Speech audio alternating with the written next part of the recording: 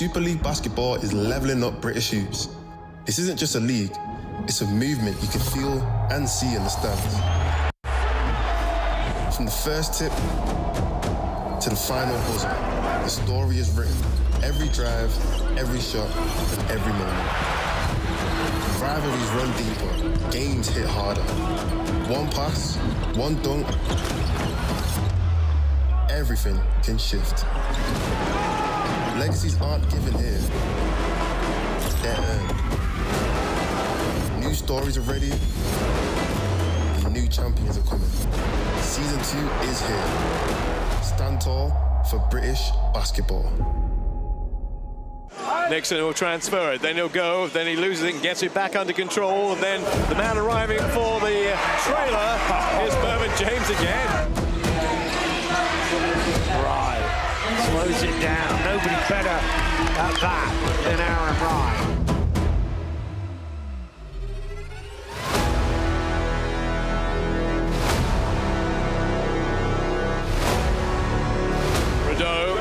Rejected. Here's Martino. They need a quick break. They've got the quick break. Have they got the 2 points? Yes, they have. Sharks suddenly take the lead from absolutely nowhere.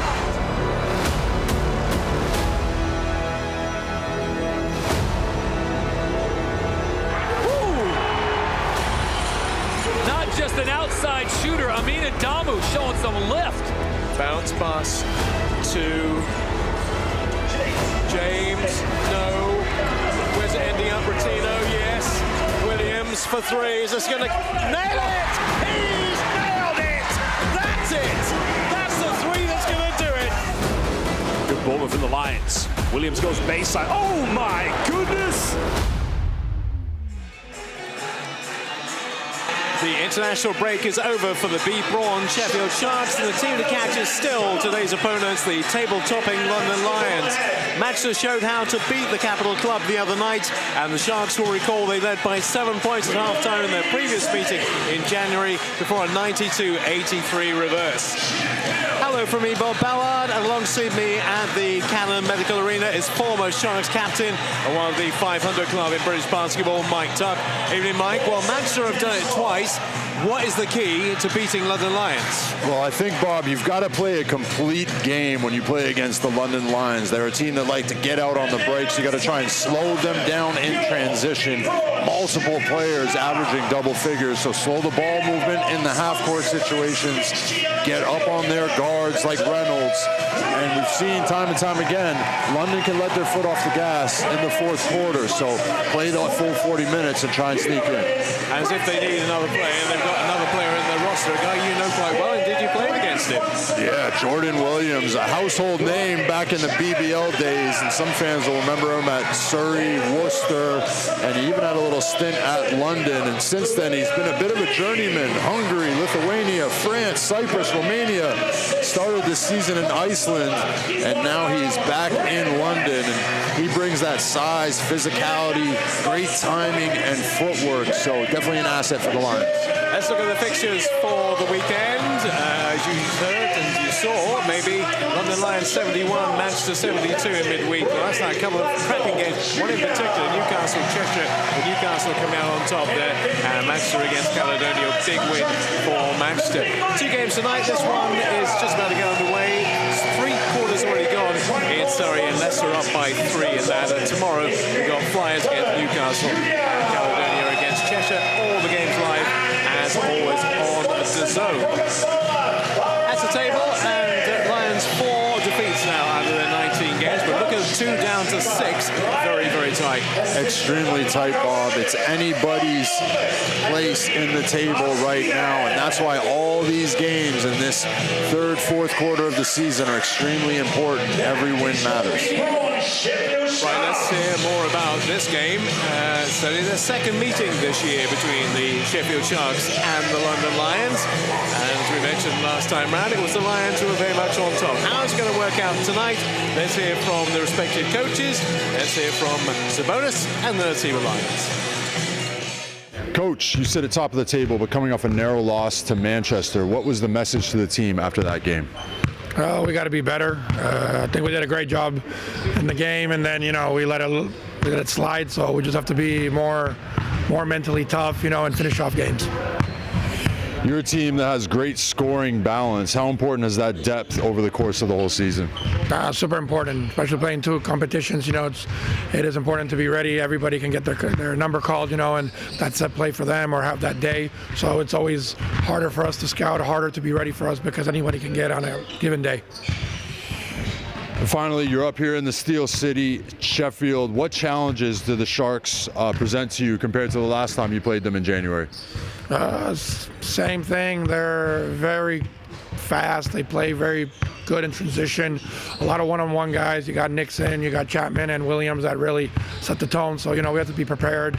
We saw something against Manchester, so we just got to be ready to do what we saw on video post-game and be ready to execute defensively.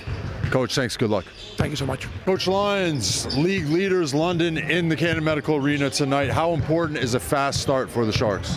Well, I think they're going to come in with a lot of intensity. They dropped one early this week, so I think they'll be focused on really starting the game strong on the road, and we got to make sure we match the intensity and physicality, which I know we can do. They're a team that's, in recent memory, played here in January. What did you learn from that first meeting between these 2 teams? I thought we did well in spurts. I don't think we played enough consistently, so they made some runs that we didn't recover. We definitely defensively made some really big breakdowns for us that are uncharacteristic, so I think we can fix that. But offensively, it's more about just us moving the ball and playing some good basketball. And finally, a little roster change this week. How does that affect the Sharks' rotations tonight? I think we've had one of those seasons this year that's kind of just unprecedented with so many injuries, guys in and out. We struggle at times to find the kind of the rotations and offensive sets just because we find a rhythm and if someone gets hurt, that's key to that. And now I think what we have now is kind of set, and I think it's a good chance for us to really build our identity and go finish the season strong. Coach, thanks. Good luck. Thanks a lot. That's what Messrs. Sabonis and Lyons have had to say about the night ahead. We'll obviously find out what that unfolds in the next few minutes as we look at one of the key players for the Sheffield Sharks tonight. He'll be wearing number 3, Rodney Chapman III. Yeah, you said it right there, Bob. He can be an extremely key player for this Sharks team and this Sharks offense. Currently leading the team in assists at nearly 5 per game, but he also tops the roster in steals, and it just shows how important he is on both ends of the court. Chapman is extremely effective in pick and roll situations, and he does a great job of just controlling the overall tempo of the game. And if Sheffield are going to compete with a team like the London Lions tonight, Chapman's ability to help create opportunities for his teammates, but also himself, will be extremely important. And this is a guy that took home Player of the Month award back in November, and he's been such a key player for them ever since. Let's switch attention to the London Lions and to Joel Scott. Yeah, Joel Scott, I mean, phenomenal player, great job his first season here with the London Lions, and he's been one of the most consistent scoring threats for the London Lions this season, leading the team with 15 points per game, but also pulling down over 5 rebounds. And what I love about Joel Scott is just that versatility that he brings at the forward spot. He can score inside, he can stretch the floor, he can attack mismatches. I mean, Scott was part of a balanced line attack when these 2 teams met. Sorry, not when they met. He was not there when they met last time. So for him, it's a first time getting a look at the Sharks this season. I'm sure he's going to be hungry for that opportunity. As one of the key players for the Lions. I should mention, by the way, that Sheffield Sharks have cut a player this week. There's no Mervyn James on the roster anymore. Yeah, a bit of a switch up for the Lions roster this week. Mervyn James is out, and I think when situations like that, it can be addition by subtraction, gives more guys minutes, more guys responsibility. So a new look for the Sheffield Sharks roster. We take a quick look at the London Lions roster here and see Joel Scott, out for injury for part of the season, missing 7 games, but he's right back in the mix here in that starting spot. No Tariq Phillip tonight, no Dean Williams, so other players going to step up. Ethan Price coming off a solid performance on Wednesday night with 14 points. Never replaced a Williams with another Williams, though, because that's very considerate of them. There needs to be a certain quota on Williamses, and there's one obviously on the Sheffield team as well. There is quite a few Williams around the league, and all quite talented as well. We'll take a quick look at this Sheffield Sharks starting lineup. And we see Pharaoh Ali-Hodges making his way into that starting lineup there. Solid starting lineup. William Lee, great presence on the defensive end, but can also be a high flyer above the rim and solid outside shooter. Leading the league in three-point percentage. That's your starting five and the bench for the Sheffield Sharks. And we're just about to get underway, and the London Lions will be in their white strip. Sheffield Sharks with their now very familiar and very distinctive all blue. And as I recalled from the last game they played the first time they met this season back in January, Sharks had a very, very good first 20 minutes. They led by 7 at the break, and they're really going to have to go back to the memory bank a little bit here, Mike, just go, okay, what did we do so well in the first 2 periods last time? Yeah, and I think that's something that Coach Atiba Lyons talked about in the pregame interview, like some of the things that they did do well. And I think, like I said, a complete 40 minutes from the Sharks here will give them a great chance. So slightly different starting 5 for the Sharks, but the first tip goes the way of the Lions. As you look, we'll be playing from left to right. Immediately into the action is Shawnee Braun Jr. And that's the rebound claimed by the big man, Pharaoh Ali-Hodges. Now they'll make their move forward with Nick Kern Jr. They'll be looking for a good bit of ball rotation here. And bear in mind, the Lions generally aren't a big outside shooting team, but the Sharks can be, and that's a good way to start for Ronnie Chapman. Promising start from Chapman there. Great three-point shot on an open opportunity, but a cheap foul there. He's not going to be happy with that. And Chapman, we don't want to see a guy like Chapman picking up those quick ones, but great ball movement here from the Sharks. Chapman, the catch and shoot 3, and then just a little bit of a push there to pick up his first foul. Ethan Price for the Lions. Braun Jr.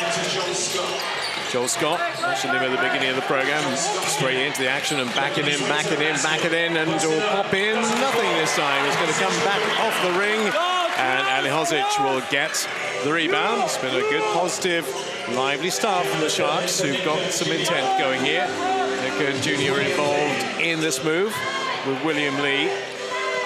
Counting it down in the crowd. They want something to happen here. It's going to have to happen pretty soon. Chapman, not this time, but the rebound's picked up by Ali-Hodges, and then he loses it in the scrum. Finds his way to Trevor Reynolds. At the moment, London finding it hard to get off the mark. Maybe they will now. It's a little finger roll. No, Lee gets the rebound, and that's going to be Sharks ball. So, a minute and 35, and nothing on the board yet for the Lions. Oh, it just seems like there's some wrap on the glass there, or on the rim rather, for the Lions. Just not able to find that first bucket, break the ice, but phenomenal jobs from the Sharks just keeping that ball in their favor. Ronnie Chapman, Nick Kern Jr. Kind of mixing and matching a little bit with the fives here. Obviously no Prentice Nixon initially. Chapman, good work for Ali-Hodges. Now what can he do? Can he get it in? He gets fouled in the act of shooting, and that will be Joel Scott's first foul, and the first one against the Lions. And great job from Ali-Hodges there, taking his time, good patience, good timing, forced the foul on the interior, get a quick one on Joel Scott, extremely important player for London. But that's what Ali-Hodges brings to this team, just that veteran experience. Knows he doesn't have to rush it and uses his size and physicality to get a good look at the basket. I wonder whether he's been working on his free throws since he joined the Sharks. In the early stages wasn't that good in the first couple of games we had a chance, but it's 1 from 1 so far. Yeah, proving you wrong right there, Bob. No, I wasn't. No, I was just saying maybe he's been working on it. Maybe this is the rewards from having that nearly 2 weeks of training and no games. Not sure we needed that noise, but nonetheless, didn't put him off too much. So we just had a cow come into the building there. 2 points for Ali-Hodges. Great start for the Sharks, 5-0. Good, positive opening from them, keeping Lions off the board in the first 2 minutes. And I think that's important for the Sharks. Having a strong start, setting the tone early against a team like London is going to be extremely valuable for them. Price. Around, Scott again, the go baseline, hasn't got a lot of room to move, had no room to move. They wanted the foul, they didn't get it. And you'll always know when the London coach is not happy with things. He's going to be very demonstrative, as indeed he was on that occasion. Rodney Chapman taking the time out of this offense right now, down to 9, looking for the perfect play perhaps. Is he going to get the perfect play? Yes, he is. He rolls in for 2. I'm loving this energy that Chapman's bringing into this game so far. He looks like he's posed and focused on the offensive end. Well, people don't often hold the Lions at this few points, but there's the first. Joel Scott opens their account with a 3. And that's why he was our player to watch in the pregame. Joel Scott has that ability to not only finish physically inside, but he can knock down that 3 ball too. Ali Hozic goes tight, goes short with Dirk Williams. Williams will pop that one in for 2. And the lead gets restored.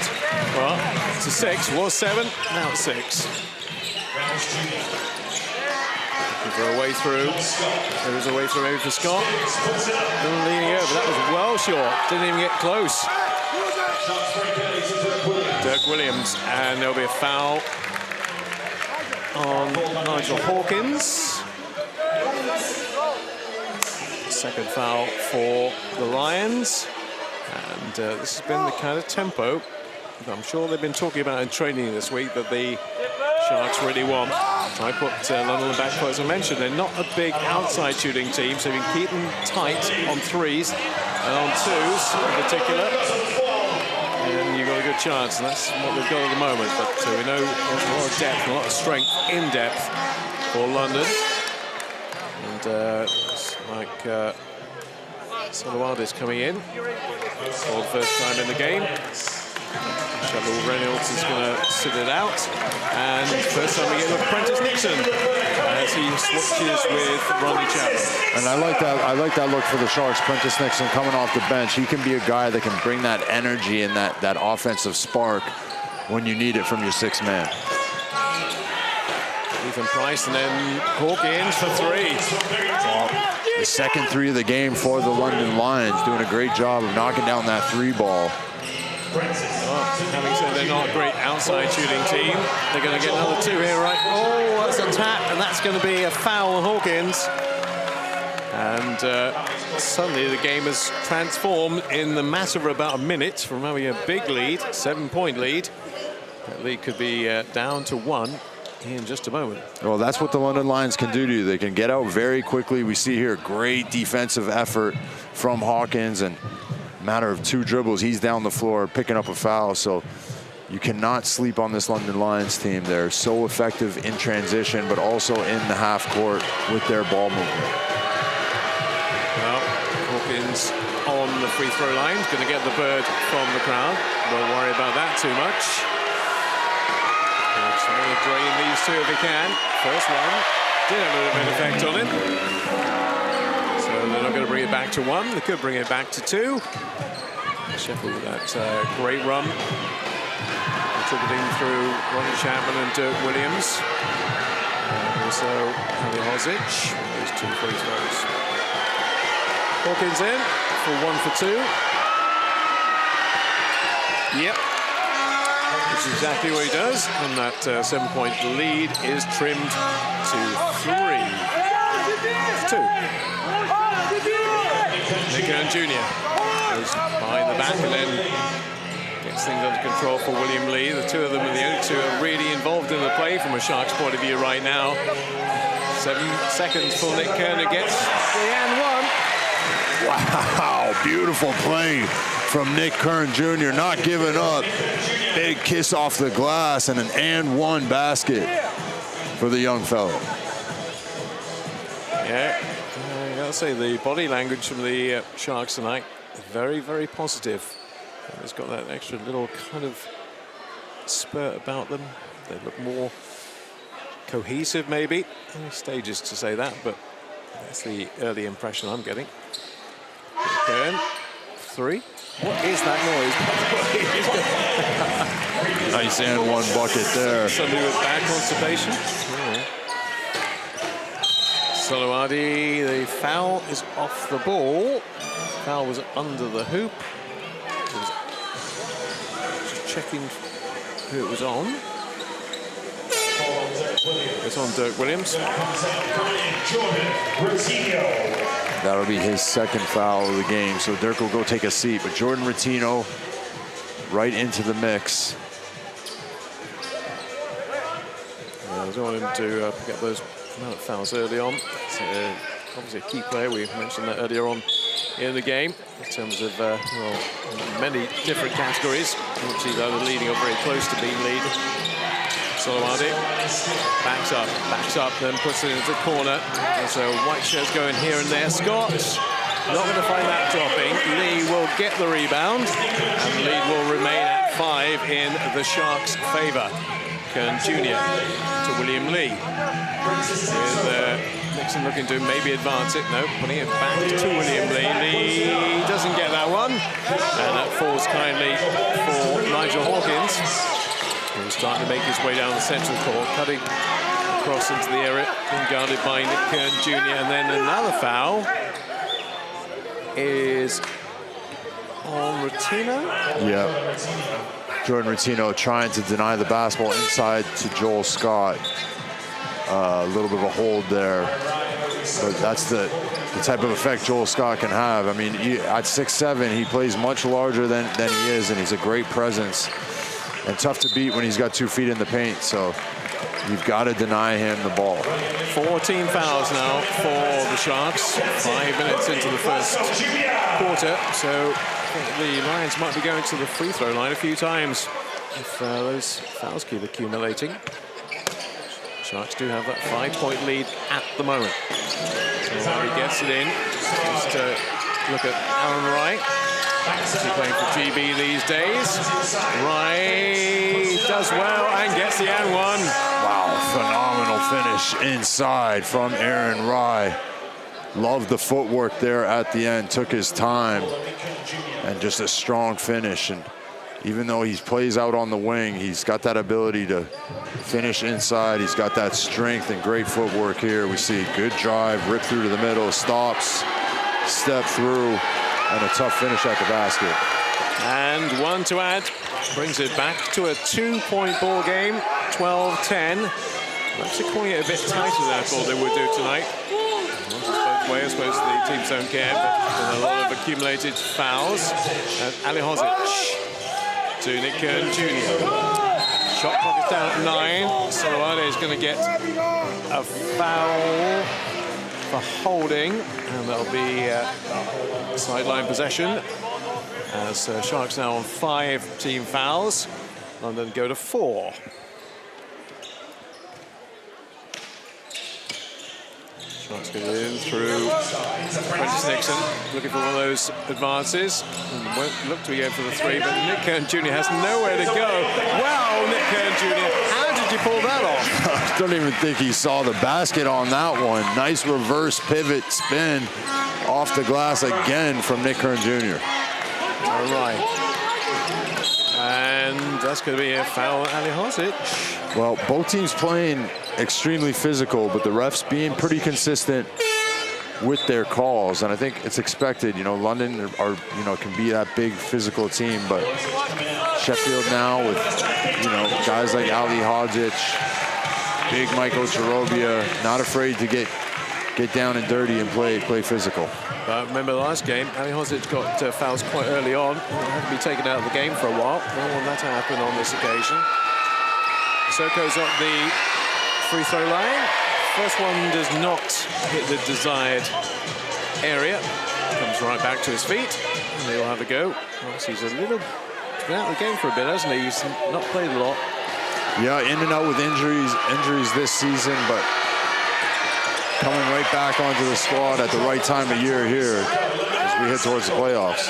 Down into the corner, plenty of time to set it up. Not going to be London ball. That's going to be a foul on Wright. And we just see both teams just getting a little gritty out there, playing a little bit more physical than usual. 5 fouls apiece now. Excuse me. I just deafened you. As the ball will be taken to the free throw line. 4-point advantage for the Sharks. Could be extended. Another couple of Conversions here from Nick Kern Jr. to 6. First one achieved. Oh, phenomenal start to the game for Nick Kern Jr. Just love his energy and what he brings, especially downhill towards the basket. He's not afraid to attack. Leading scorer in the game now with 6. What is that noise? That's going to bug me all night now, so don't worry about it. There's some London Lion fans here in the crowd. But you gotta love it. It doesn't sound like a normal horn or a hooter to me. It sounds like somebody being castrated. Anyway, to the hoop. No, not going to happen for Soko this time. No foul committed by anybody on the Sharks team, even though the Lions bench would have loved it to be that case. Nick Kern Jr. goes to the baseline, comes back out. Time's running out a little bit, although Nixon will have other ideas. Oh, Prentice Nixon. Oh, beautiful shot, the looping hook shot from Prentice Nixon, forcing the London Lions into a timeout. And what a start here we have from Sheffield. Really putting in that work on both ends of the floor. We see Prentice Nixon coming off the bench tonight, providing some energy for the boys in the Steel City. Dramatic stuff. Biggest lead of the game so far for the Sharks. 8 points, and they're doing what they need to do. Not obviously picking up the fouls, not really what Team Lions wanted, but they're working around it, and Nick Kern Jr. leads all scorers. Yeah, he's done a great job, Nick, just being aggressive, getting a couple trips to the line as well, so putting that pressure on the London Lions defense. Rodney Chapman also 5 points personal, just 2 for 3 from shooting, so he's just did a great job. Picked up that early foul though, but it won't be the last we've seen of him. A solid start from Sheffield here. They've just got to maintain that intensity on both ends of the floor as they head towards the second quarter. 3:30 go in the first. And they're nearly done in the other game. I'll give you the full-time score in a moment from Surrey Leicester. They got about 36 seconds remaining in that one. 80-76, Surrey at the moment. So let's try to reply and react in the last part of that game. Sheffield obviously on the back of a defeat a couple of weeks ago, wanting to get back to winning ways. Lions off the back of a defeat the other night by 1 point to Manchester, so both teams looking to get back to winning ways. Lions just with those 4 defeats, 2 of which were against Manchester, and they've got the the trophy final to come later on this month. Golawadi, Adamu, and then the hanging on star from Obi Soko. Great ball movement there from the Lions, finding the rolling Soko. He had all the time and space in the world to just throw that one down. Nixon, that's dramatic 2 just now. Looking to add to his tally pretty soon. Having to do it all by himself, he was double teamed and throws it away to Chaundy Brown Jr. And then that's an offensive foul on the number 15 for London. So an offensive foul. Well, great take there from Prentice Nixon. I mean, it's time and time again we've seen it. He loves taking charges, drawing fouls, and I love that he made a mistake down one end, but he made up for it with that charge on the other end. Of course, offensive foul, so no extra free throws. Sharks have it back when Nick Kern Jr. loses his equilibrium, and Brown Jr. will just lay it up for 2. Well, 2 mistakes on the offensive end for the Sharks, been detrimental for them as Lions push it down the other end and they cut that lead down to 4. So great defensive energy from the London Lions, fighting back towards the tail end of this first quarter to get back into it. Interesting that it was Sabonis who called the timeout there. Bit of momentum, and actually he's kind of brought it to a halt, maybe. Sorry, Bob, say that again. I'll say that Sabonis has called the timeout, which is interesting because they have the momentum there. Normally you call the timeout when you haven't got the 100%, but I think coming off a loss like they did on Wednesday night, he's got to stay focused. They don't want this to spiral and have a domino effect, so they really want to keep it going. So it's all about the details, and they've done a great job on the defensive end. I love how they're getting out in the lane. They're denying the passes. Nothing easy. Sharks just being a little bit careless with their passes at the top of the key. In case you didn't hear us in the introduction to the game, Jordan Williams, who many of you may know, has had a little spell at London Lions a couple of years ago, 3 years ago, and has been around the circuit in the UK and elsewhere, is now on the bench for Lions. We haven't seen him on the court yet. He's working very industriously, trying to get ready for his first game back in the UK. And Leicester have stolen it from Surrey in the last few seconds. 80-83. Leicester turned it around in the last 30 so seconds there. So it's an 83-80 win for Leicester against Surrey. Here is 18-14 for the Sharks. Prentice Nixon gives it to Ronnie Chapman III. A lot of noise from the London Lions bench at the moment. It's distracting. Oh, another interception, actually almost. They DQ'd in. Aaron Wright got it back. And that will still be London ball as Amenadamu puts it into the corner for Nigel Hawkins. Good rotation. Wright will just work his way to the bucket. Didn't think he was going to drop in for a moment, but did. 2 more takes his tally to 5. And again, London, just phenomenal job on defense. Great intensity, purpose, trying to get out in that lane, force turnovers. 2-point lead now for the Sharks. Michael Sarobia, Chapman, and that will be a foul on Obisoko. That'll be his first of the game, and they'll go to the line for 2. Smart play from Chapman there. Saw the bigger defender switch out on him, so forced his way into a foul, and obviously bonus situation, so he'll take a trip to the line. Good chance to regroup, not get a few more points on the board. Minute 40 left on the clock. They want to try and get some more insurance on this lead. I'm getting used to it now. That takes his tally to 6. 2 free throws, first of which is fine from Ronnie Chapman III. Can he make it 2? No, he can't. And the rebound's going to go where? It's going to go into Lions' hands.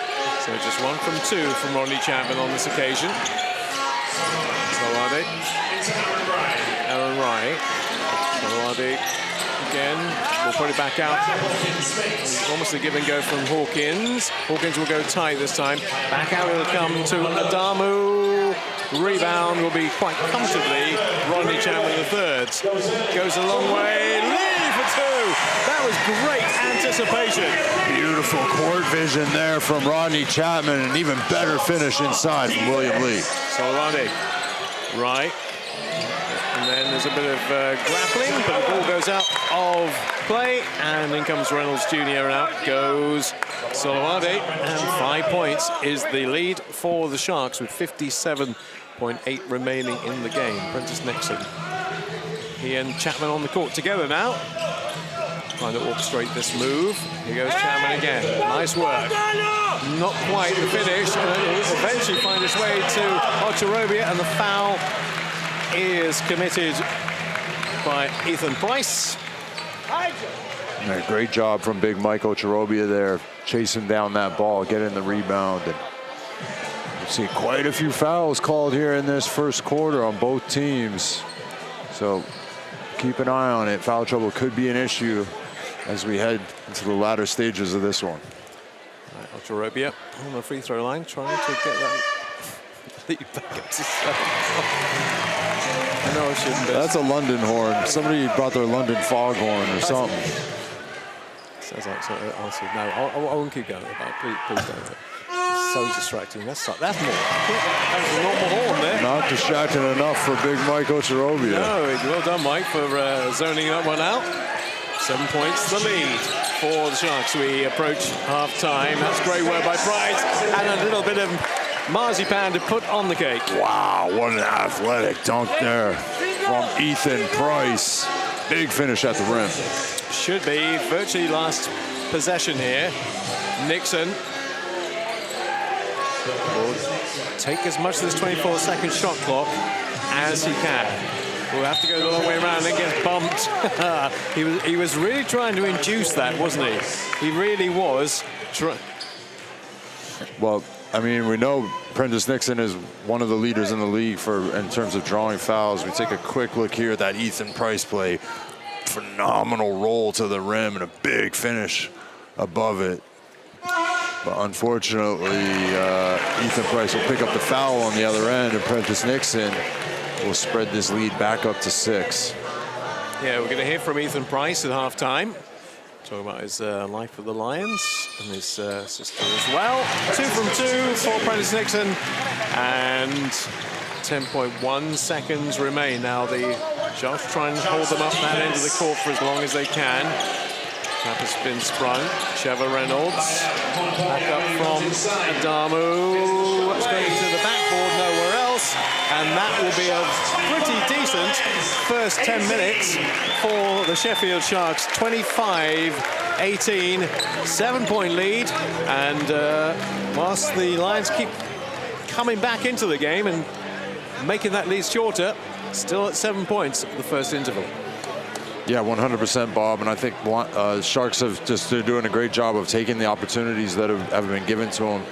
Solid job on defense. They really held London down for that first 3 minutes of the game and forced them into situations, putting pressure on fouls. But you can see Sheffield shooting 64% from the field and London's under 40%. So they're going to want to get a few of those baskets back that they missed. They missed some easy ones going downhill towards the basket. Sheffield winning that rebounding war and doing a great job from the free throw line. Sharks are 10 from 11 from the free throw line. So just a little under half their points are coming from free throws. So great job of putting pressure on London at the rim and getting into that bonus situation to get some more free throws. Funny how this game can make you look at it. I talked about how London were probably down at the bottom of the table in terms of 3-pointers. They hit 3 points straight away, 2 3-pointers to hit them underway. But since then, they haven't had too many. There's only 5 in the first quarter. Yeah, I mean, both teams really, Sharks only 1 for 3. London only 2 for 5. But I think for London, it's all those easy ones at the basket they were missing, the easy layups, all that kind of stuff. They're going to want to get a few of those back, but it takes time. Got to get comfortable in this gym. Good atmosphere in here tonight. Canon Medical Arena can be a tough place to play.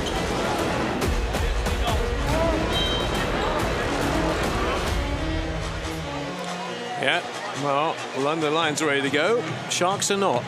They're still chatting. Lions were sent out pretty quickly there by Coach Sabonis, but looked like Tiba Lions wanted a little longer chat to underline, and sometimes a little enticement just to make them wait a little bit longer, which is what they have done.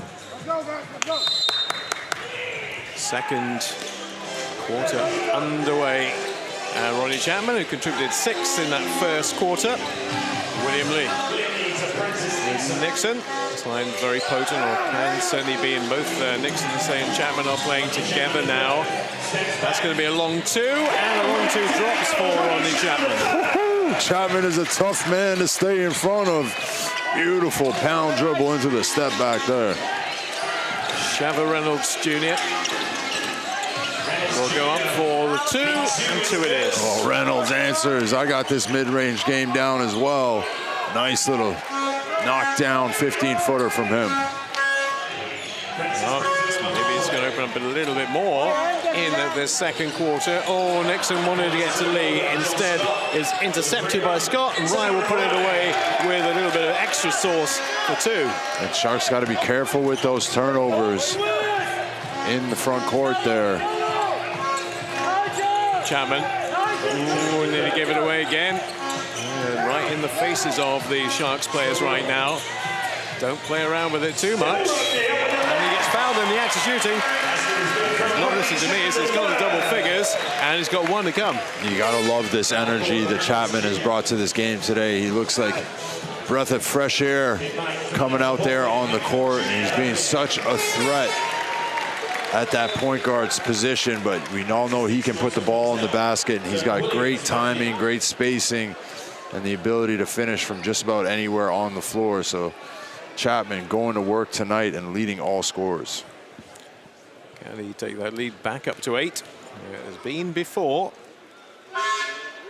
Yes, he can, is the answer, and takes himself to 11. And it's been 7 and 8 a couple of times now. Shots looking for a double figure lead, not quite happening yet, but they're in range of it again. There's a steal. And now his chance for Williams was on 2 fouls, still is on 2 fouls. He's back into the action again. Chapman shapes up to shoot. Nick Kern Jr. down to 12 seconds now on the shot clock. No obvious option, so he went for that option. William Lee obliges. Oh, it's beautiful synergy between Chapman and Lee. Second or third time tonight, he's found that high-low pass. Lead is now 10 points for the first time in the game for the Sharks. First double-digit lead in the game. Soko, no.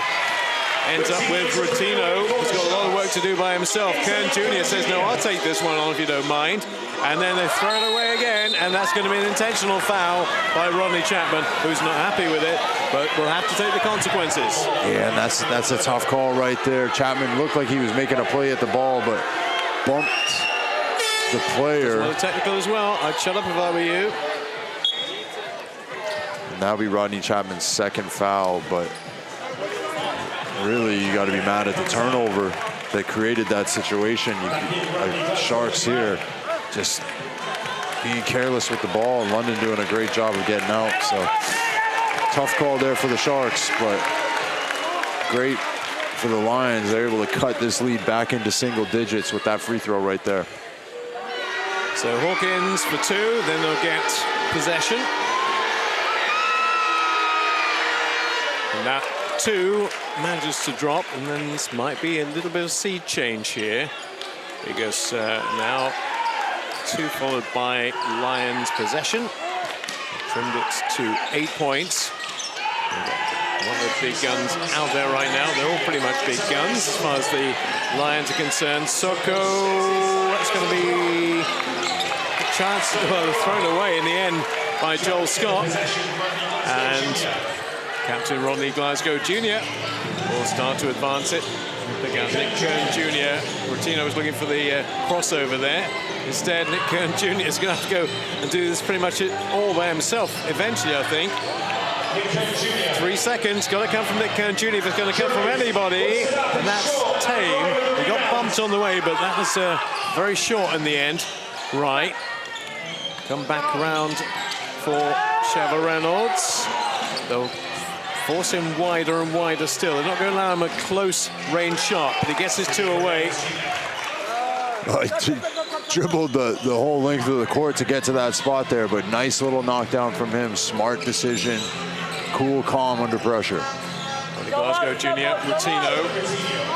Here's Dirk Williams. I think contributed 2 so far, because obviously he was off the court for quite some time with those 2 fouls. Rotino, they're taking it right down deep again. Rotino, did he get bumped? Nick Kern Jr. Last touch came off a Sharks player, and into the game will come Solowade and Jordan Williams for the first time. But the timeout has been called by the Sharks as the emphasis and momentum shifts to London a bit now. It definitely does. London starting to find their rhythm, and I think for them it's about their defense, helping create their offense and give them a bit more confidence. They also look like they're settling down in the half court a little bit better here. We see great job. Hawkins has just been on it all night defensively here. Rotino not able to finish, and a great follow from Kern, but just not there at the end of the day. So possession back with London, and another opportunity for them to keep chipping away at this lead. And that's what London do. They're just one of those consistent teams where they doesn't matter where the lead is at, they'll just keep going, keep pushing. For Sharks, it's about taking care of the ball. I mean, how many turnovers have we seen in this quarter that have led to easy opportunities down the other end? So you've got to notice that London are getting out in those lanes and denying the ball. So take care of that ball and clue in on every possession. Aaron Ryan, top scorer for the London Lions with 7 and 11 from Rodney Chapman. Tom and Christine Marshall have given us a message, say, please can you give a shout out to my dad, who is watching in Spain, hopefully enjoying it. We'll enjoy it, I'm sure, a lot more if the Sharks come out with a win here. And Tom and Christine are thinking of you right now, as indeed are we. Don't go anywhere. And if you know anybody else who's not here who would like to see a bit of quality basketball, and DAZN's the place like all the games across the weekend. 2 more to come tomorrow. 2 today, and we're not even halfway done with this one yet. We have no idea at this stage about the twos and fros and the comings and goings of this one. We know it's going to be competitive all the way through. That's good work again from the big man under the basket. Yeah, beautiful finish there from Scott. I think he took advantage of nice screen there, the UCLA set. Sharks just kind of fell asleep on defense there. Dirk Williams. Out to his tally of just 2. Is it coming now? Yes, it is. Just when you think you needed one, Dirk Williams shows up and provides. Big three-pointer from him. And that's what he can do. That's why he's accumulated so many points this year. And right at the forefront of all the good stuff that the Sharks have done for the most part. And involved in the winning cause so often now. And that will be a travel on Joel Scott. That will be Sharks' call. He doesn't like the call, but players never do, as we know. And he'll have to suck that one up as the Sharks get possession at the London Lions end. Coach Sabonis having a little say about stuff. Yeah, had a little bit of little happy feet there. Moved his feet a little bit. Rodney Glasgow Jr. for the Sharks. You'll probably hear a lot of the calls from this very large London Lions coaching team. There's more than there is actually on the court sometimes, I think. Dirk Williams. That's good from Ali Hozic. Not quite. Didn't decide to drop, and John Williams is involved in the action for the first time. Joel Scott will back in. Williams trying to push William Lee out of the way. That was the immovable. That was the immovable object, and the foul is on Nick Kern Jr. And that's second one for this quarter for the Sharks. Yeah, again, Joel Scott, they are looking for him in this quarter so far, just trying to find him down there on that left block and let him go to work. Well, John Williams, initial involvement. This will be a bit of a battering ram. Where's that one going to go? It's going to come in and out, and he might get the rebound. He doesn't quite, as he eventually finds his way into the hands of Nick Kern Jr. with a 7-point lead for the Sharks at the moment. William Lee. Here's Ronnie Glasgow Jr. Not too many options for him right now. He's going to have to... Oh, and then there's a foul under the hoop. Is a foul? I think the foul is probably on Shabba Reynolds. It is. End line possession for the Sharks. And we had loads of early fouls in the first. Only 2 apiece at the moment, but 4:47. Sharks were nearly in foul trouble. 5 minutes into the first one, but not at the moment. Nick Kern Jr. Only 14 seconds, of course, because of the reset. Kern Jr. Can he go all the way? Gets bumped by Jordan Williams. They don't like that call. And I'm always amazed he doesn't get more technicals, to be honest. Sabonis. He's going to get one here. He might get one here. Yeah, having a quick chat down here. He certainly is passionate and animated, Coach Sabonis. I thought he was going to get a warning there. I thought he was going to get a technical too, but I think he has been given a warning. No, he's just been giving a warning, yeah. So, but here we see Nick Kern Jr. Great take to the basket. And yeah, I mean, Jordan Williams' feet weren't set. He was in his path. There was a bit of a contact there, so foul warranted. So Kern Jr. will go to the line. Well, first one does not drop. Second one would give Sharks an 8-point lead again. Has been 10. Very briefly. Is that one going to fall? Nope, it's not. 0 for 2 on that. Well, these could be very key points against a team like London down the stretch. Free throws have got to drop. Don't get too many bonuses generally. Solowadi for three, not quite. Rebound will be Ali Hozic. And Dirk Williams will start to advance. Not just advance, he'll go like Roadrunner. Nick Kern Jr. will try and follow up. There wasn't a way to follow up because the body in the way was Williams. 10 seconds. They need to find a way to construct something of a shot here. Ali Hozic. Foul will be on Jordan Williams. That is a matchup and a half, is it not? I mean, it's physicality at its best down there. Two British big men clashing.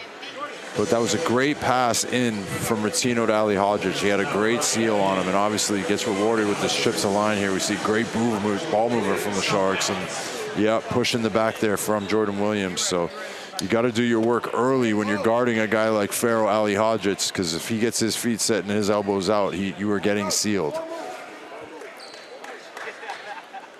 Oh, rolls. That's 3 free throws in a row missed for the Sharks now. And those are important shots. Those are shots that you can't get back, and at the end of the game, they could really, really matter. So Sharks need to lock in from the free throw line. Nope. 0 for 4 for their last attempts. Remember that down the stretch. Okay, Bob, I will. Is that going to? I was wondering whether that's going to bite them in the backside, because those are your bonus points, and they call bonus points for a reason. And at the other end, Scott gets 2 in return, and that lead that could easily have been double digits is now down to 5. Ronnie Glasgow Jr. into the last 4 minutes of the first half. They're taking a lot of time over this. They're really being thoughtful. Dirk Williams now, not quite. That was a bit of a rush shot. More often than not, it does go in from him, but not on this occasion. And Lions have a chance to bring this back to a 2-point ball game. Ball goes off the legs of Ali Hozic. It'll be a 14-second reset. So go back in, and Scott comes out. And changes made on the Sharks bench. Nixon and Chapman re-enter the fray. And Williams will sit it out for a while. Williams on those 2 fouls. Chapman on 2 fouls. Kern Jr. on 2 fouls for the Sharks. Soko. Give and go to Hawkins, who leans over and does well and goes to 8. Love that. 10-foot rainbow shot in for Hawkins. Nice finish from him. Chapman is directing traffic, but so many white shirts in his peripheral vision. Finds Nixon. Sways, goes, then gets, he thinks fouled, doesn't. Gets taken off the ball somehow. It finds its way back to Rodney Glasgow. Needs a shot. Needs it now. And 2:45. This is a bit harem-scarum at the moment. Aaron Wright for the Lions. Backing into Chapman. Chapman's trying to stop him. They'll have to go to the corner instead. And that will be effective. There's your 3 from Kieran Sandy, his first contribution in the game. And there's the London Lions to a T. Great patience, great ball movement from them. You see how quickly they got it up the floor. Aaron Wright taking his time, draws the double team, wide open 3-pointer. They just have that pace and space and timing down to a T. Ronnie Chapman's just picked up his 3rd foul. And again, that's something we brought up at the top of the show when Chapman picked up his 1st foul. Obviously, great shot here from Sandy, but then don't know if we can see this foul. I think it's a technical, isn't it? It's a technical. I think it's a technical foul. So Hawkins will go to the line. Yeah, it is a technical foul. So Hawkins puts the Lions in front for the first time tonight. For the first time? He's been DQ'd, according to my scorer. Why? I'm not quite sure. Anyway, Ronnie Chapman has been disqualified, but he's been chucked out of the game. It's the 2nd time this year, I think. Yeah, Ronnie Chapman technical foul. Was it his 2nd? Yeah, it is. So that tells you 2 technicals equals a exit. And things are going a little bit awry. Not awry, but awry for the Sharks.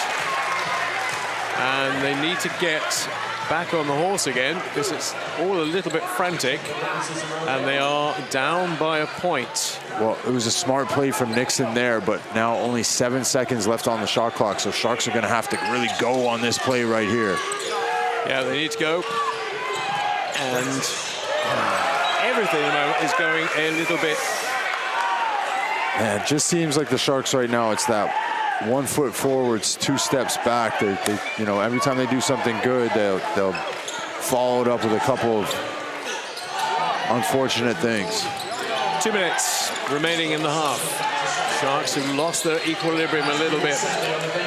Kieran Sandy, back it in.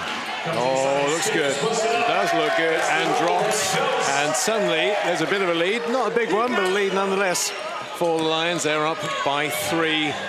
And that half-time break, I don't think it come quickly enough here for Sharks just to get themselves back where they need to be. But Dirk Williams will put 2 more in and keep it tight. Wow, big finish from Dirk Williams. Helps keep the Sharks within striking distance. Solowadi, good work by Glasgow Junior to stop him getting further up. Obisoko, Hawkins has been really, really good. Steps outside, 4-3, doesn't fall. Where's it going to go eventually? It's going to be Lions' ball. Soko helped it, but then it was a touch on the way. And there's going to be substitution from Adamu. Scott comes in. Sandy's staying out there. 1, 2, 3, 4. They go off 6 players for a moment.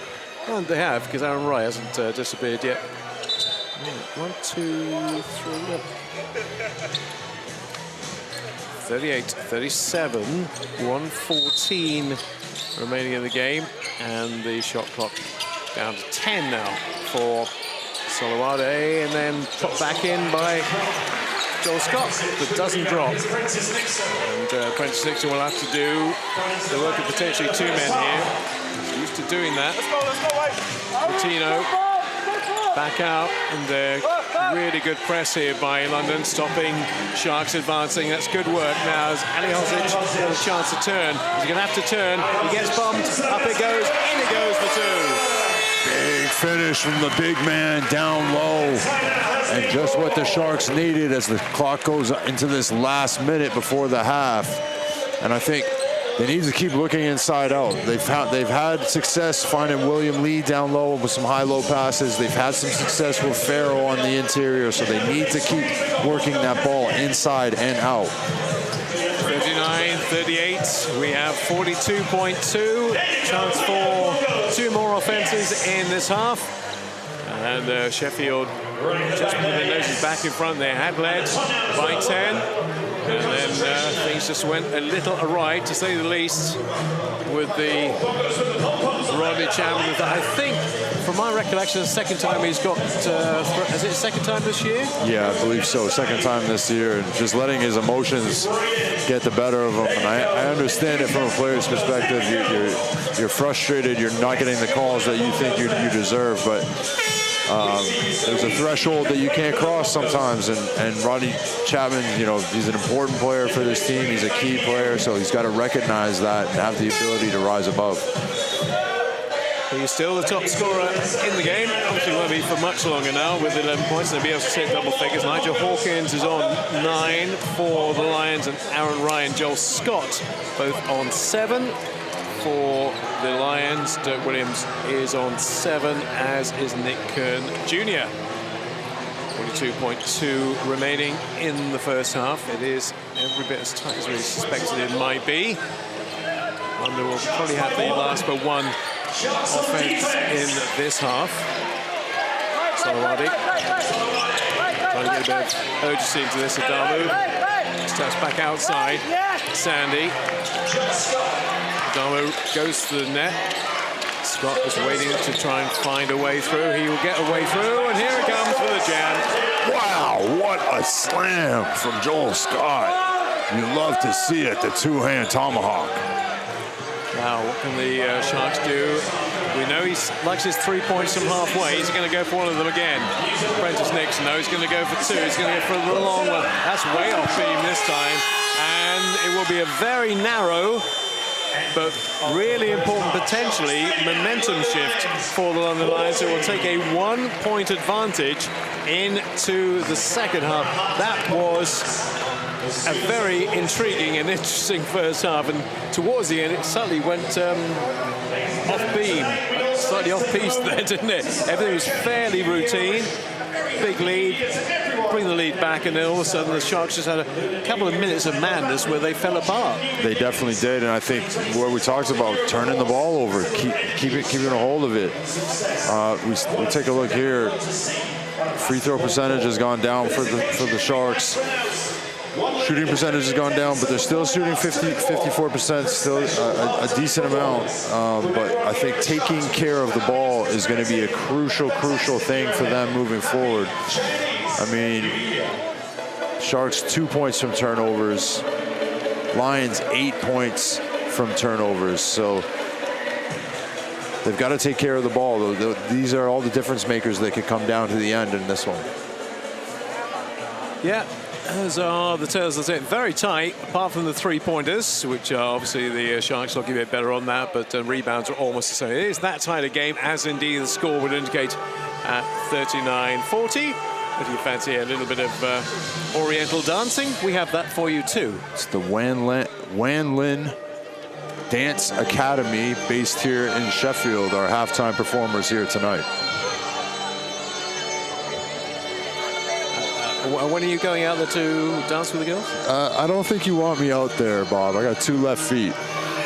You and me both. So we're not going anywhere near to that. Thank you very much, and they're very good. So for those who are here, they're going to enjoy the spectacle of the dancing for the next few minutes. We've got quite a few luminaries in basketball to hear from, including Ethan Price as well, as part of our halftime interval. And we'll hear from him in a few minutes. We'll also hear from Dirk Williams, and we'll be back. You won't go anywhere. You'll go and make yourself a coffee or maybe a stronger brew, and we'll be back with you in about 10 minutes time for part 3 of Sheffield against London. See you shortly.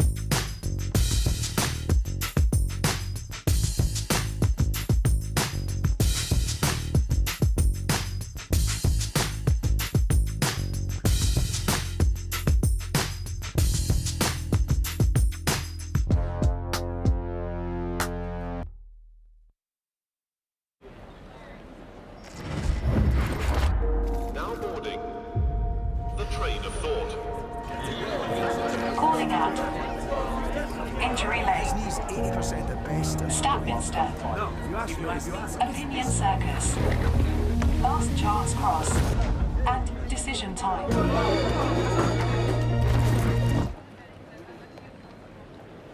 Back yourself. Boyle Sports.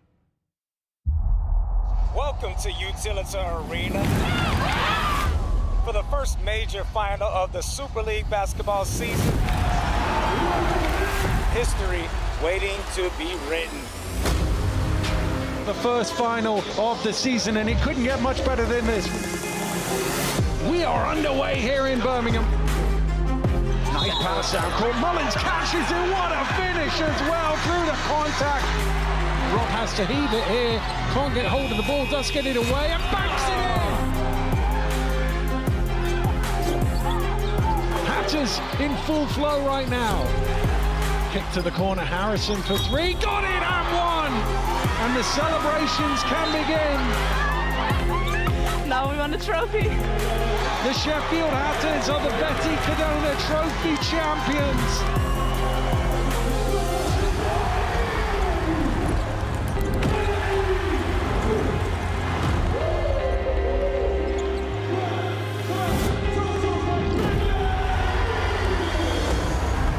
It is the Lions era against the defending champions, the Newcastle Eagles.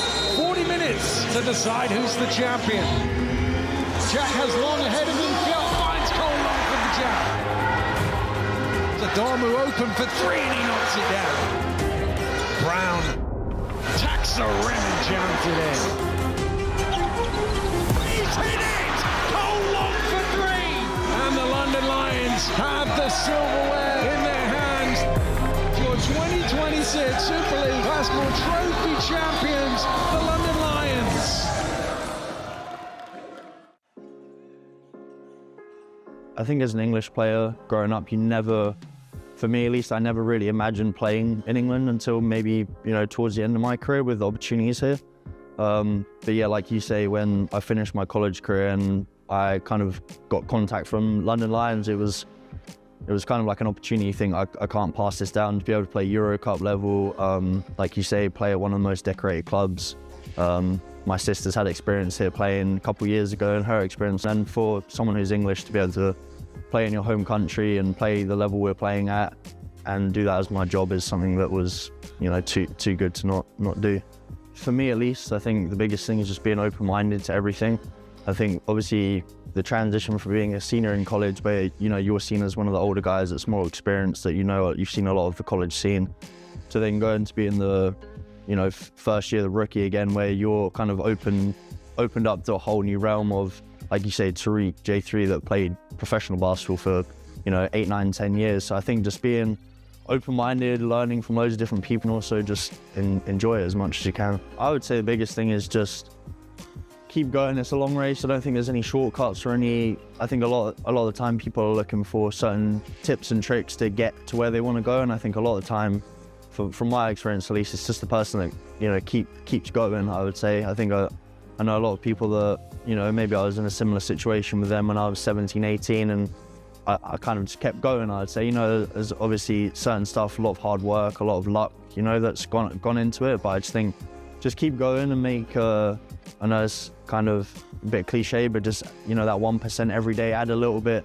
that's going to help, over 5, 10, 15 years of your career.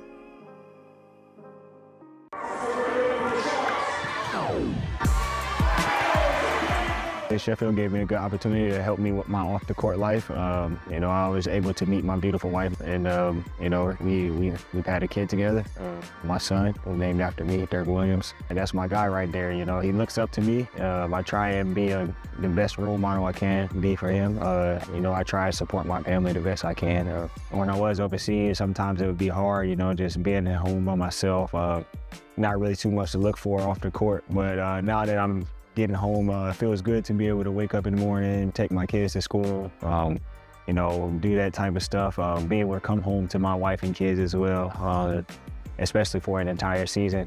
When I was overseas, they just come visit here and there, but it's a lot better mentally to be able to come home and just just feel a lot more comfortable and just have that home feeling. Very excited, obviously coming back to somewhere where I started my career. Very whole new different version of myself. I was a lot younger at the time. Coming back to with a lot more experience and then playing in quite a few different countries, quite a few teams out here as well. And I've established myself in this city. I've done all the personal accolades here and stuff like that. I just want to be able to come in and help the team win and try to win championships if we can. I'm not saying it's going to be easy, but we just have to face the adversity and take it one game at a time. I think if we can do that, I think we can be a very good team. I was a lot more younger, a lot more immature. Now I know stuff. I know how the basketball league is in the UK as well. So it's going to be good to teach especially our rookies what to expect with everything, and just learning how to soak in that role of being a leader. I've been trying to work on it the past couple of years, so I think this year it'll definitely be in full effect. But I'm very excited about it. Tiva is kind of holding me accountable, and I'm going to try my best to do whatever I can as far as being that leader and trying to perfect that role for the team. It's been amazing to see their journey, and especially from where they came from when I was here. Was playing in different gym, Palm Sport, DIS, so. It's very cool to see that they have their own arena now. Even when I wasn't playing here, they weren't playing here. So it'll be fun to finally be able to play in the gym and play in front of a lot of fans that I haven't seen in years as well. The message for them is, just be ready. I'm just going to do whatever I can to excite the fans, and I think we're just going to have a lot of fun this year. We're just going to try and take it one game at a time. I'm not going to be too cocky or anything like that. I just want to let the fans know, this should be a fun season, not even only just for myself, but for the team as well.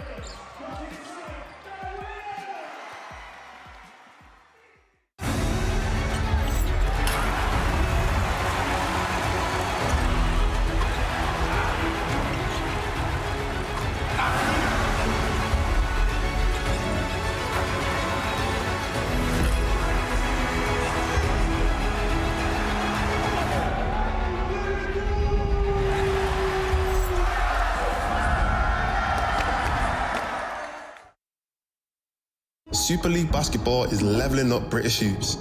This isn't just a league, it's a movement you can feel and see in the stands. From the first tip to the final buzzer, the story is written.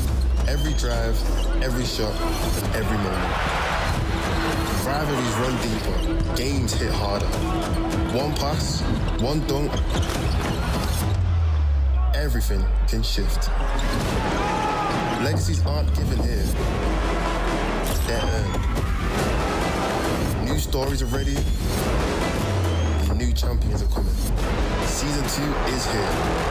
Stand tall for British basketball. It's nervy, it's edgy, but it's really enticing basketball here at the Canon Medical Arena in Sheffield as we get ready for the third quarter between the Sheffield Sharks and the London Lions, and that's how it is at 20 minutes. The Sharks did have a 10-point lead and have led for most of this game, but Lions getting their noses just in front at halftime. Sharks, a couple of real things that have rocked them. Missing free throws at crucial times. They missed 4 in a row, as that lead should have been theirs at halftime, and the exclusion of Rodney Chapman. We'll talk more about that in a few moments' time. What is he saying? What has he been saying in the dressing room? One of his key players is not there. Well, I mean, it's tough. You lose Rodney Chapman, obviously, but it's plays like these where defensively they had some breakdowns that let the London Lions build some confidence to get back into this one. And unfortunately, after the Rodney Chapman ejection, that's where things kind of crumbled for the Sharks. But, I mean, at the end of the day, a 1-point lead for the Lions at half. Sharks are still very much in this one, and it's two great teams out here competing. Lots of big plays and big moments in this one so far. So Sharks gave away a lead that they could have had a bigger one here. We see Rodney Chapman picking up that unsportsmanlike foul and then a technical midway through the second.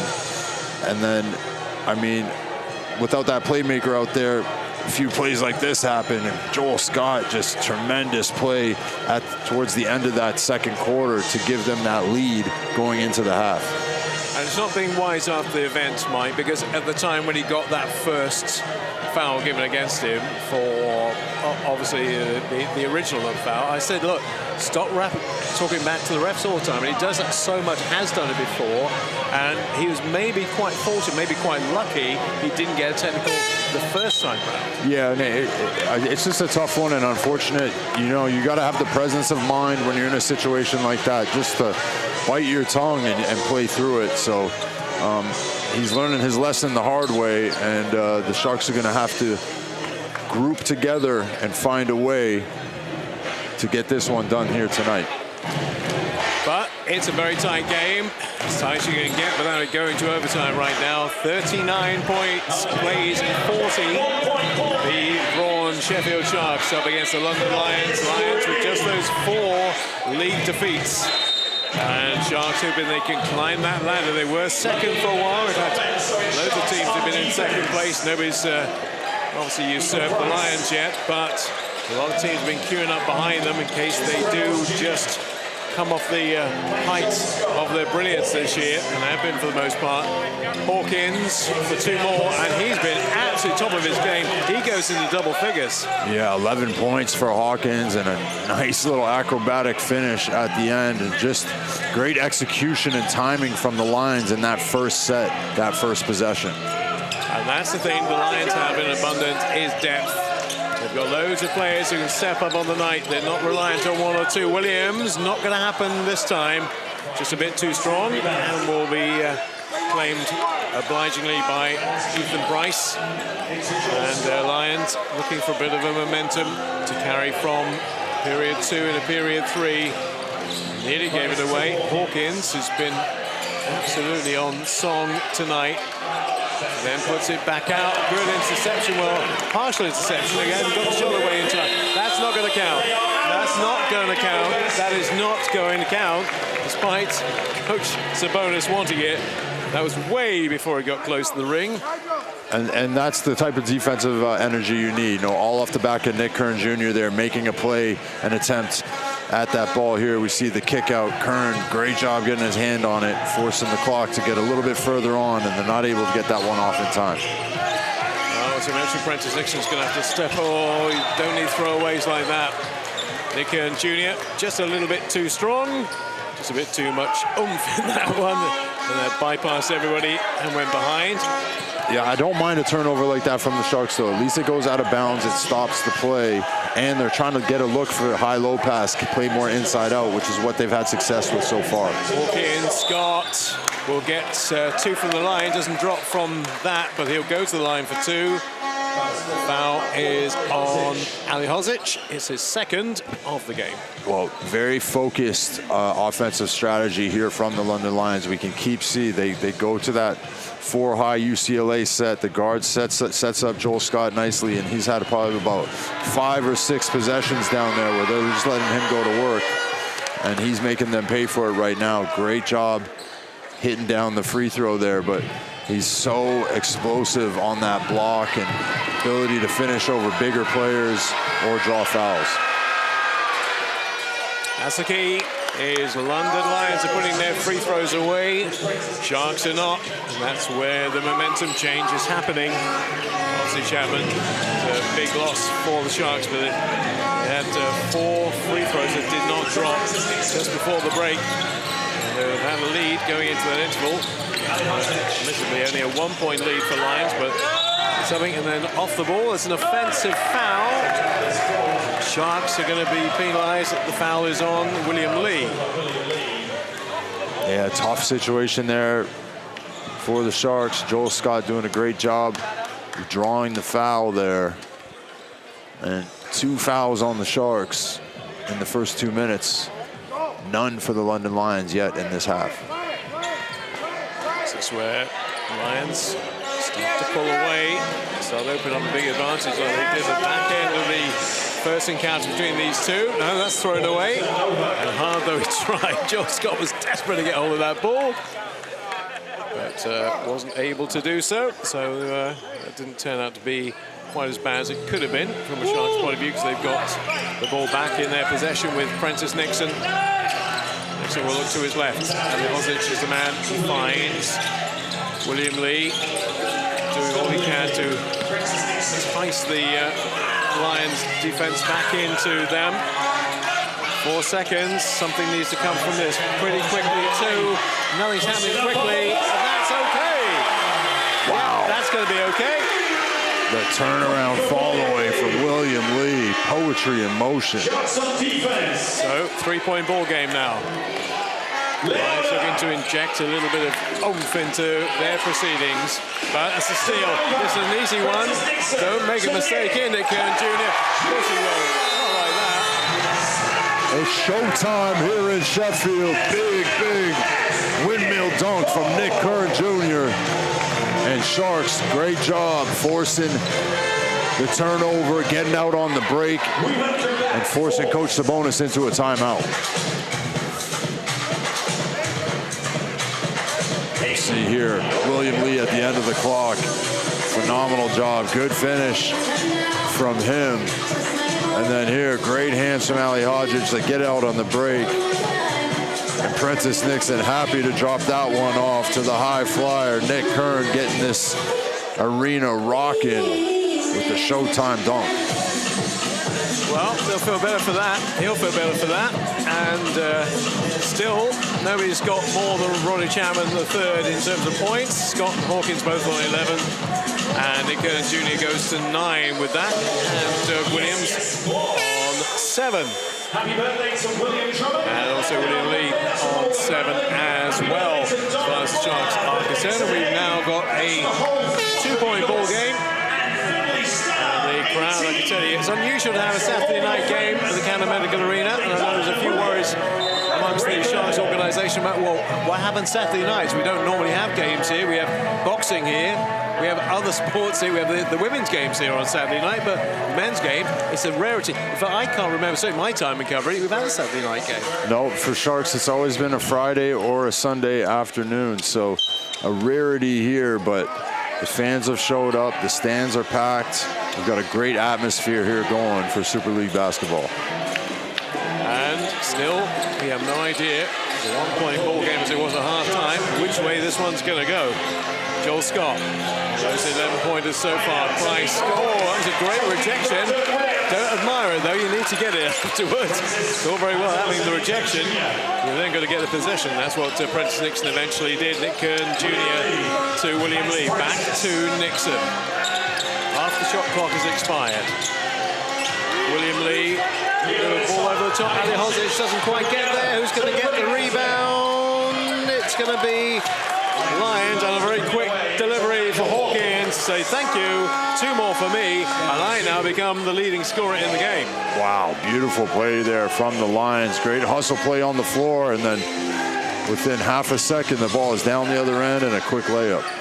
Nick Kern Jr. didn't have an easy option, went to Prentice Nixon in the end. Where's that going? That's going all string for William Lee, 10 points. You love to see it from William Lee. He has come alive in this game here and having a great third quarter. Big, big play from him. 46 is apiece now. Hawkins will work it around again. Goes around the perimeter, and there's a foul. I didn't see that. Who's the foul on? Foul's on Prentice Nixon. Well, sorry, I didn't see that at all. I really didn't. Yeah, well, fouls starting to rack up here for the Sharks. 3 fouls in this quarter here. We see Prentice. This is first, but didn't look like there was much on that. I didn't see anything at all. I've got to be honest. Only his first, though. Joel Scott almost gets ripped the ball from him. That's in and out. 2 Sharks both go for it. William Lee and Ali Hozic, but it is Nick Kern Jr. who will get it closer to the basket. Will go baseline. Will cut back inside. Here comes the attempt. Not quite. Not quite this time from William Lee. But they're back in numbers very quickly. They are hustling to get back and do the D and try and stop the likes of Reynolds Jr. But they can't stop this man who pops another 2 in. Does Ethan Price, that doubles his tally. phenomenal job from Ethan Price. They've been looking for him in those short roll situations, and he's been having success. Nick Kern Jr., is he going to get the roll? He is, and one. Strong take from Nick Kern Jr. He's so quick up the floor, and that athleticism, tough to stay in front of, and great finisher around the rim. I'm sure they've been talking about the bonus points from the strike. And, well, yeah, the run of 0 for 4 in terms of not converting.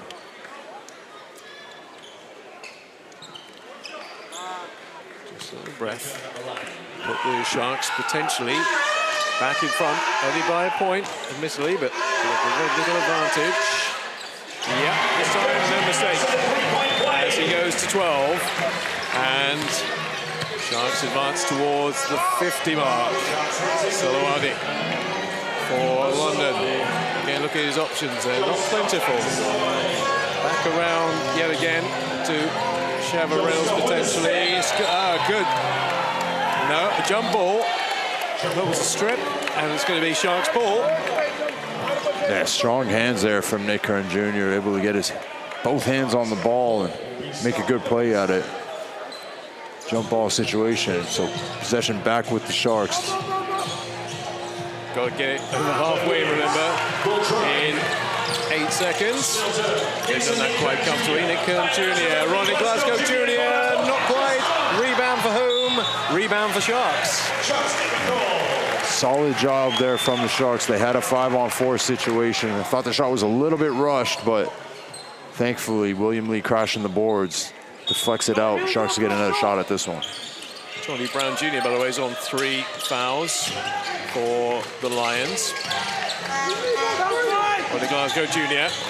sees the man. That man is Nick Kern Jr. They're asking for a travel. They don't get it, but they do get possession back.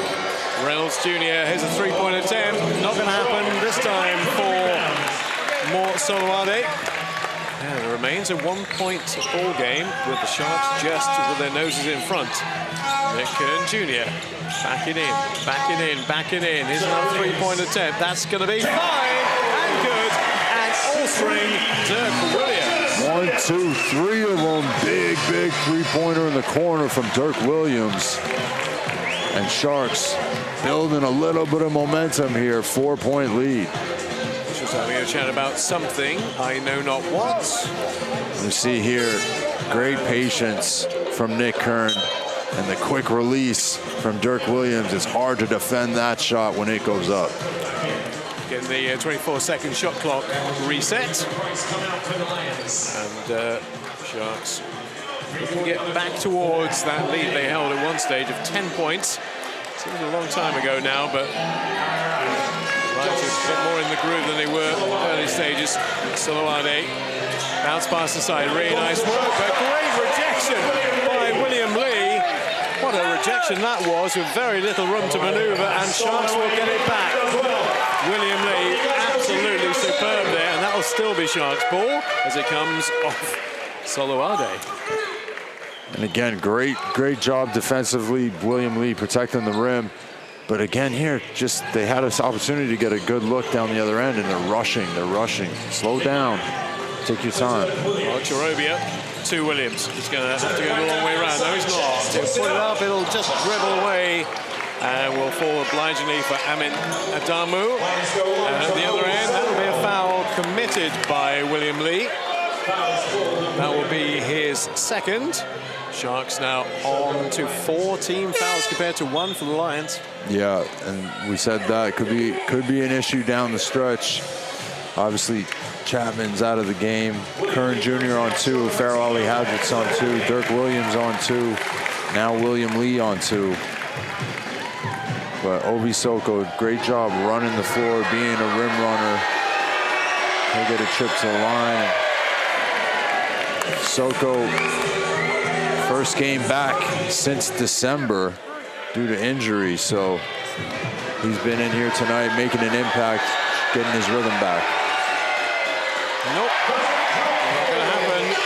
It's got a bit of Sharks-itis there. 0 for 2. Now, can they take advantage here? Ronnie Glasgow Jr. being bumped a little bit by Damu, but nothing illegal. Otorobia, 8 seconds. Nick Kern Jr. needs to get this moving pretty quick, and has, and will it? No, it won't, but they'll get the rebound, and still not there. Retino, third time, no. Third attempt didn't go in either. And they will make them pay, or might potentially make them pay for this. Joel Scott, Damu. Scott again. Being posted up pretty well, though, right now. They're having to go long. Ryan will go baseline. Ryan will go for 2. Just pops it in. And that's the experience of Aaron Wright. Goes to 9. Well, the ball movement from London, absolutely phenomenal. Like swinging around the horn, and then good patience from Rye. Saw the lane open up and an easy finish. Tino. Glasgow Jr. 7 seconds on the shot clock. They're not making much headway here. They're going to get a reset. They're not. Obviously stays because they haven't got a shot on net yet. 4.5 seconds remain. They need something constructive pretty quickly here. Williams out there. Nick Kern Jr. out there. Mike Ocherobia there. Coutinho, and the ball will be inbounded by Ronnie Glasgow Jr. So the clock doesn't start until hand touches the ball on court. He needs to get this ball in quickly. Nick Kern Jr. takes it. Oh! Dunkarama!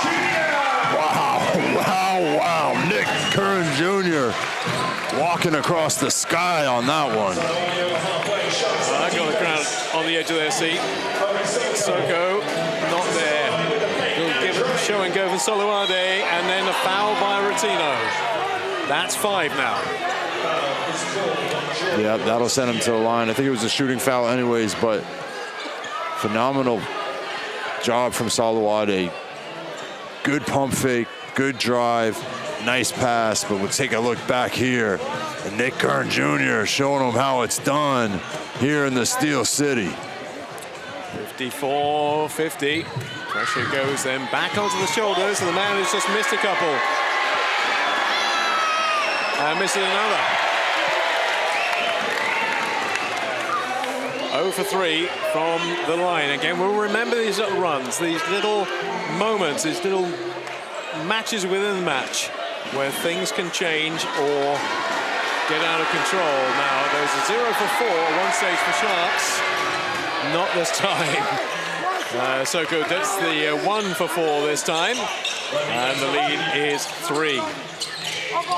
Ronnie Glasgow Jr. probably getting a little bit more time than otherwise he might have done because of the absence of Rodney Chapman, with that exclusion from the game in the first half.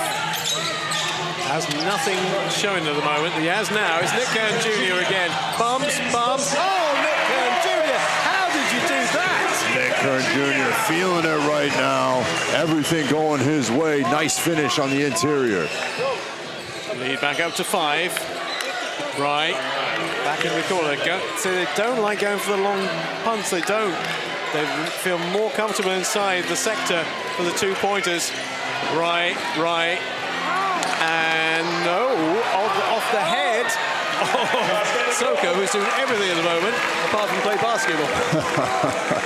It's getting physical down there. You got to play physical when you're going up against big Mike Ocherobia. And we'll see possession here is back with the Sharks. The chat between one of the officials and what's going on here? Another substitution. So Scott's back in. Soko's having a bit of a nightmare tonight. Unfortunately for him, the captain. Trying to lead by example, but the pressure is back on London. So it's very much back on Sharks towards the end of period 2. And the beginning of the third quarter, and now Sharks are going back into the rhythm. This man in particular has been doing it from everywhere. Looking to do it again. Oh, came off his foot this time. Gets it back. 5 seconds. Here's William. Puts it in for 2 more. And well reclaimed by Nick Kern Jr., who lost it and then got it back. Lead back up to 7 for the home fans. It's a noisy night in Sheffield. Sheffield Saturdays are happening. Soluade not going to happen this time in the rebound, and that will be the end of the third period. A and what a turnaround. Remember, Sharks trailed by 1 at the halftime interval. They now lead by 7 going into the last 10 minutes. Yeah, phenomenal job from the Sharks there. I think they did a great job defensively. If you look at the quarter points there, 19 points for the Sharks, only 11 for the Lions. So defensively, to hold a team like the London Lions to only 11 points is extremely impressive. So it all started off Nick Kern Jr.'s back. I think he was the guy who kind of got him going. And we'll take a quick look at the stats here. Both teams are relatively even in terms of field goals. Sharks have knocked down one more 3 from them, but it's the free throws from the Sharks that have been the difference makers. Lions only shooting 57%, 8 for 14. So that could be a difference maker as we head into this fourth quarter. Well, Nick Kern Jr.'s individual contribution, 16 points now. 16 points. He's rushed through. And 4 rebounds and also an assist as well. He's putting together quite a CV from this game, isn't he? Oh, he's playing phenomenal, and I think he's that guy. He can be that high flyer. You know, we saw him throw down that windmill. But he also can finish when you need him to and take a bump, finish through traffic. He's been phenomenal, leading the way, getting this crowd on his feet. It is interesting, though, to me, Mike, and you play the game and still play the game over many years. The Lions really don't look comfortable for the three-point play, do they? Everything it goes back outside for 2 or inside for 2. The amount of times where it looks like they've got a reasonably open layup for a 3, and they go, actually, we'll go into the position on the court where we feel more comfortable, and that's inside the zone. Yeah, I mean, only 3 for 14 from three-point land for the London Lions, so they're just not able to find that rhythm. Like you said, there's been some great ball movement, and they're doing good in pick-and-roll situations and finding high-low passes, but in terms of moving the ball for three-pointers, it hasn't been their night. Well, whatever he said at halftime had the desired effect, because that could easily have unraveled in period 3, the way that some of that first half play. But they're with their nose in front by 7. That's what they were in terms of half-time the last time they met. They're a bit further advanced into the game now, but they are playing like Trojans. Reynolds is on 3 fouls, by the way. He's way too strong on that. Ocherobia has just taken out Chaundy Braun Jr. A bit of oohs and ahs. He's at the other end, and he's going to lose out to the same man this time. So we've got a very interesting matchup, and Chaundy Braun Jr. just went flying for a moment, but both back on their feet.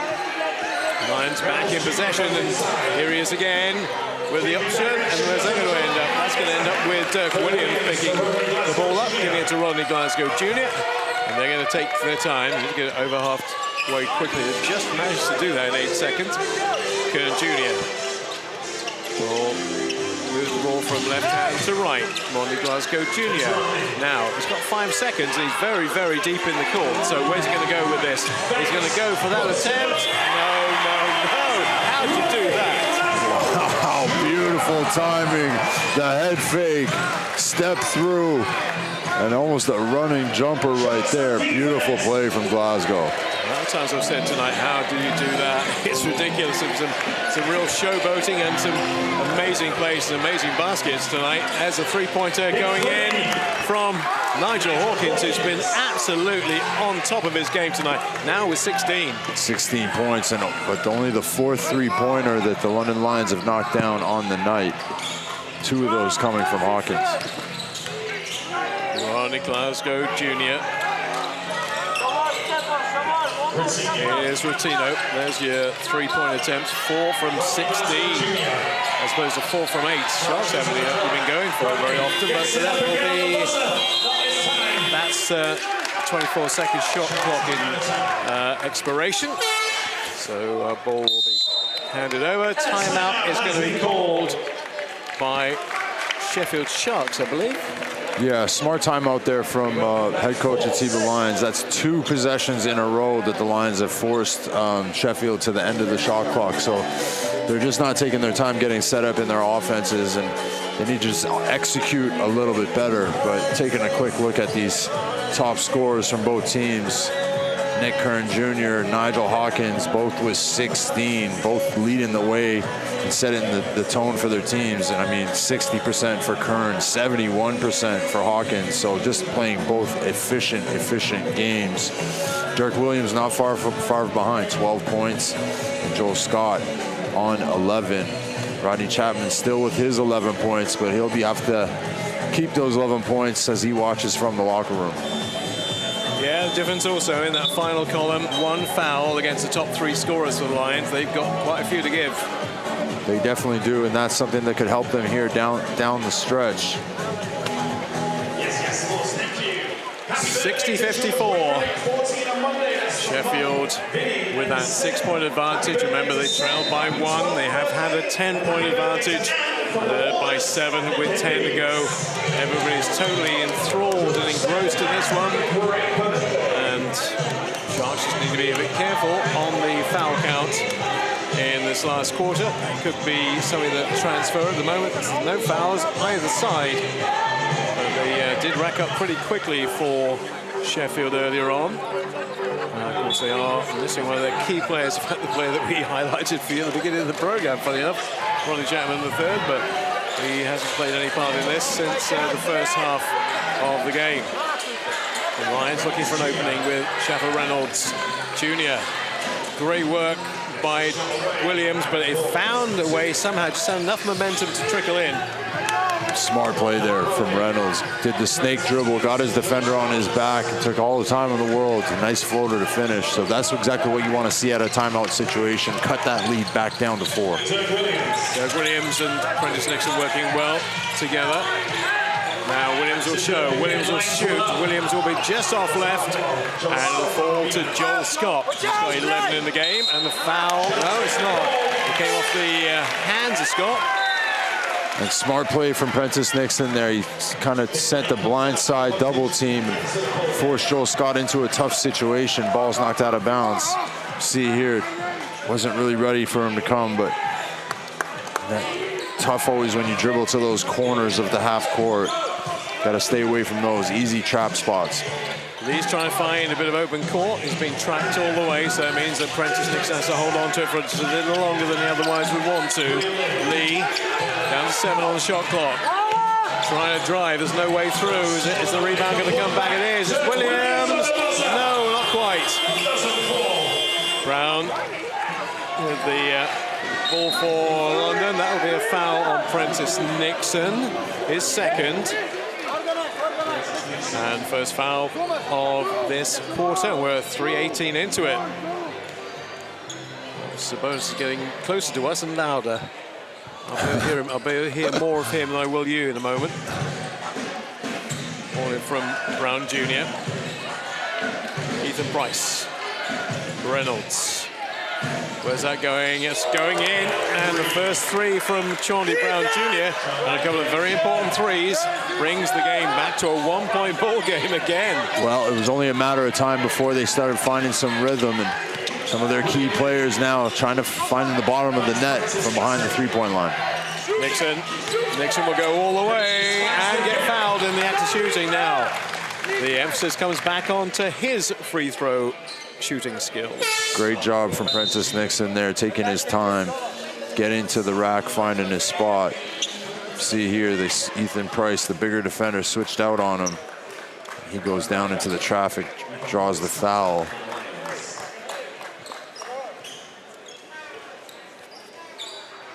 That's Nixon. So pretty good for the free throw line generally. From him. And first one finds its way through the target. And it'll be a 3-point ball game if this one goes. Ah, there's the culprit with the horn. We'll name and shame you later. There's your horn, Bob. We're before the watershed here, Michael. So I think it's been annoying you more than the Sharks players. Yes. Hope you know what you're talking about when you say that. Joel Scott, there's 3 points more contributed this time by Chaundy Brown. That's another one from him. And he'll will go to 8. And the lead is evaporated. It's 62 apiece. That is all swing for the man in the corner. Great catch and shoot from Prentice Nixon, and an even better pass from Dirk Williams. Nip and tuck, going one way, then the other. Sheva Reynolds for London. He's got 3 blue shirts on the way. Can't shoot, and they're down to 5. Aaron Rye will bullock his way and doesn't get it. And again, doesn't get it. And they are doing brilliant job on D, just making, there's no easy layups for Lions in that position. Nixon to Lee, back to Nixon again. Into the last 10 on the shot clock. Into the corner for Williams. Where's Ali Hozic? And there's 2 more. And a timeout call by London, as that is Jordan Rotino's first basket. And it gives Sheffield a little bit of advantage, a 5-point margin. Well, couldn't have come at a better time. Jordan Rotino, right place, right time, and beautiful ball movement from the Sharks there. And I think they're firing on all cylinders on both ends of the floor. We see great rim protection from the Sheffield Sharks down one end, and then they're able to find the ability to make the right pass at the right time. So good interior passing there from Ali Hodzic. You can see neither team has any second chance points tonight. So both teams doing a great job on the defensive boards, not giving away anything easy. Yeah, defensively, 28-32 in the paint though, so London just edging that. 5-4. Well, they would have had to, the way they're shooting the 3 ball. But typically these teams much higher in the fast break situations. Both teams, not as many points as we see, but relatively even on both ends. And Sharks, just phenomenal job at protecting the rim. Quite a few of those coming off the back of William Lee. He's got 3 blocks here tonight. Somebody put this guy as a Defensive Player of the Year candidate, right, Bob? Absolutely, Mike. We had such a dramatic end to the game between Surrey and Leicester. Can we match it in Sheffield tonight? We'll see. London looking to bounce back after that tough loss on Wednesday night, and Sharks after the Bristol game. So both teams hungry here on a Saturday in Sheffield. Joel Scott looks for Solowadi, finds him into the corner. Aaron Rye, no, not this time. And Sharks might start to just work this 24-second clock down as much as they can. Once they've got an end product at the end of it, that's all they'll care about. Latino's now off the mark. Doug Williams is on 12, and there's a foul. Foul is on Joel Scott, I think. Just checking. It's on. Come on, Mike, you tell me. Yeah, it's on Joel Scott. That'll be his second. Yeah, he's on 2. Williams is on 2. Brown's on 3. Reynolds is on 3. So they have got a few little foul issues, but quite the same way the Sharks have. Reynolds did well to intercept there, and that's taken the momentum out of this one for the time being. Sharks back on D very quickly. Reynolds, shovel pass, and that's not going to find its way in first time, second time, or even third time, because William Lee has got it now.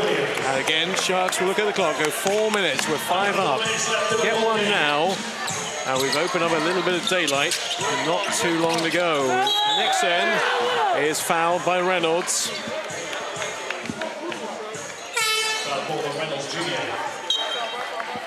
Good job there from Nixon, keeping his hands on the ball. Smart play there. Reynolds just a little bit late, a little too much contact. So that's a 4. So he's out of the game for the time being. They'll put him back in. We'll have to wait and see, but there's definitely Sharks ball. The man who's managed to get his own pass back, Nick Kern Jr. Dirk Williams. Dirk Williams, not quite. The rebound went well off left, so fell obliging for Solowade. At the moment, we're going for a period where nobody seems to be able to find the bucket. Braun Jr. Back around to Scott. Now to Solowade. Hasn't opened his account yet, but there's 2 more for Scott, who goes to 13. Nice finish, easy basket inside. Again, that ball movement helps break down the defense so easily. 3 points, the advantage. Prentice Nixon, the fulcrum for the Sharks, makes things happen. Dirk Williams will need to make something happen here. Nixon thinks about the 3. He's going to have to go for it, surely. His time is running out. Ali Hozic gets, it's an offensive foul. That's his 3rd. Yeah, tough call there for Farrell. Had the mismatch inside, tried to take it down on the guard, but nice smart play there from Shavar Reynolds.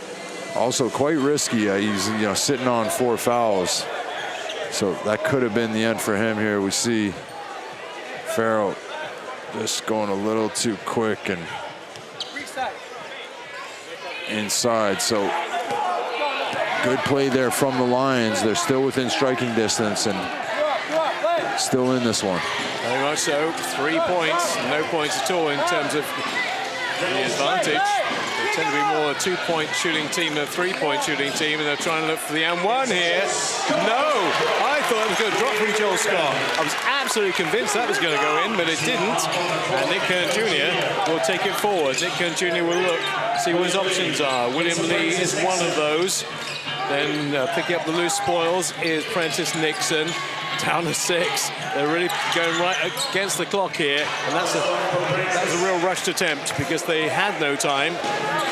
For the moment, the shooting is off beat. London could go level. Rebound, Williams. Eventually, no. That will be Sharks ball. He wanted. It's Sabonis, the coach. He wanted a foul there. He doesn't get what he's looking for. Story of my life. 3 points, the advantage. 1:58 remaining in the game. And substitutions coming in. Hawkins has been, I think, their standout player, the most consistent player they've had tonight. And this is a good time to bring him back in. He's going to be a little bit more fresh. He's had a phenomenal game scoring. He's been able to knock down the 3 ball as well, where most of his teammates have struggled. And he gets it done on the defensive end. So big rotation move there. How big is this next basket? How big is this? 3-point lead, 5-point lead, 6-point lead. It's going to be massive, surely. Nick Kern gets fouled in the act of shooting. He'll go to the line. Great job from Nick Kern Jr. He's got that ability to size up and post up guards at a similar height or smaller, take it down low. We see here, Sharks taking their time. They want to find him in there. Got the seal. They had to send the double. He's fouled. He'll go to the line. Big free throws right here. I'm sure he's very well aware of the fact that they've missed a few tonight. Well, both sides have, to be fair. London haven't been that great. But the first of 2 is heading in the right direction. He goes to 17. 18 will give them a 5-point advantage with 101 seconds remaining. 101, Bob. Yeah. I think it's a cleaning fluid you use for your floors, but there we go. Back on with the Lions. Now, what's their strategy now? With Reynolds. They're going to have to go up the long way round. Reynolds down to 10. Reynolds does shoot, doesn't get it, and that will be a Sheffield rebound. Nick Kern Jr. again. Trying to make up for that free throw miss. And the clock is in their favor marginally, though they'll need the next basket, I think. Maybe it's coming now. That's not. Yes, it is! Oh! Prentice Nixon does it again when it really matters. Wow, huge play there from the Sharks. Such a smart IQ play. Nick Kern Jr. knowing that he's going to draw the double down low in the post. Quick fire out pass to Nixon. Take a look here. And Nixon, great pump fake on the spot. 3-pointer. Good. Yes, we can count, Prentice. 3 points, takes him to 12, takes that lead. Back up again to 7. 71-64. Are we going to witness the London Lions' 5th defeat in SLB? In fact, the first time they will have lost, if they do, back-to-back games. Yeah, and that's huge. It'll send a message out to the league. The London Lions are not unbeatable. Obviously, they're missing some crucial players here tonight, like Tariq Phillip and Dean Williams, but still a heavily stacked roster. And Sheffield has done a phenomenal job of shutting them down, especially in transition and in the half-court scenario. Only 64 points for the London Lions tonight.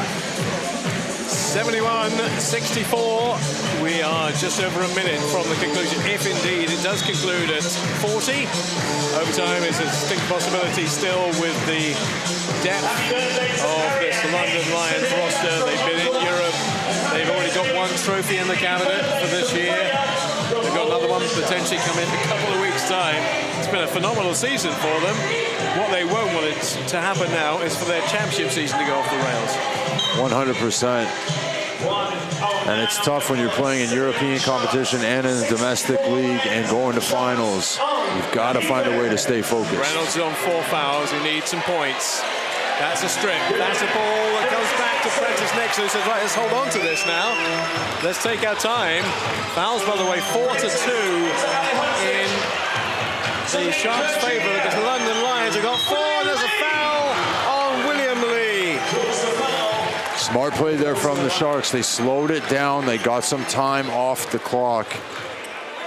Nice high-low pass to William Lee. He forces the foul. He's a solid free throw shooter. So, again, time off the clock and an opportunity to spread this lead out from the line. We see here good ball movement from the Sharks, taking their time. And William Lee down low forces the foul. And that's Shavar Reynolds' 5th foul, so he'll have to go take a seat. Back in comes Nigel Hawkins. Lee, this is important. Yes, gets it, gets it. That will be a very important, might be the most important point he's got tonight. Just to point the Lions needing 3 scores now. Lee, get this, I think the game, well, shall I whisper this, might just be over. But we saw earlier on tonight, weird, strange things can happen. 2 from 2 when he needs it most. Beautiful 9-point lead here for the Sharks. Only 42 seconds left. It's got to be hurry, hurry, hurry from a London perspective. And there's 3 more for Chaundy Brown. That's his 3rd 3 of the night. Full court press. 6 points the difference. Is this going to be the Nick Kern, not swan song, but the way he can just make this game totally out of reach? He's going to go to the line for 2. And again, he's going to have to battle with the man with the horn, but I'm not sure he's going to worry too much. But he's just trying to get his head back in the right place, because even though it's a 6-point lead, he knows that 2 now, time really will not allow him to get to 9, or probably even 8. First one goes. Crowd knows how important that is. The roar from the crowd told you everything, because they appreciate just how important that extra point is going to be. Now, for some reason, at the moment, there's a bit of trash talking going on involving Chaundy Brown Jr. and William Lee behind him, but that should be sufficient. 19 points. Nick Kern Jr. Solowade, Scott for 3. Yes, they're hanging in there. 16. Nixon gets fouled by Aaron Rye. So that goes to the line because they're on 5 team fouls. Yeah, big foul there. And again, a chance to put it up to a 3-possession game here off the back of some Prentice Nixon free throws, but it's the wrong guy you want to foul. He's a great free throw shooter, especially in pressure situations. 20.2 seconds remaining in the game. I think it's just been questioned about the game clock, but Prentice Nixon doesn't make that one. I think the clock needs to be reset. I don't think it's quite right. I don't think it's massively out, but it's slightly out at 20.2. So let's see what it gets reset to. So it's not a great time for Prentice Nixon to have to hang around and wait, but he is. And he'll go to the line. He's already on the line for the second one. That'll be fine. That'll be 13. That'll be a 5-point lead. And Lions need to go like Lions, and they see the ball dribble through the hands of Chaundy Braun Jr.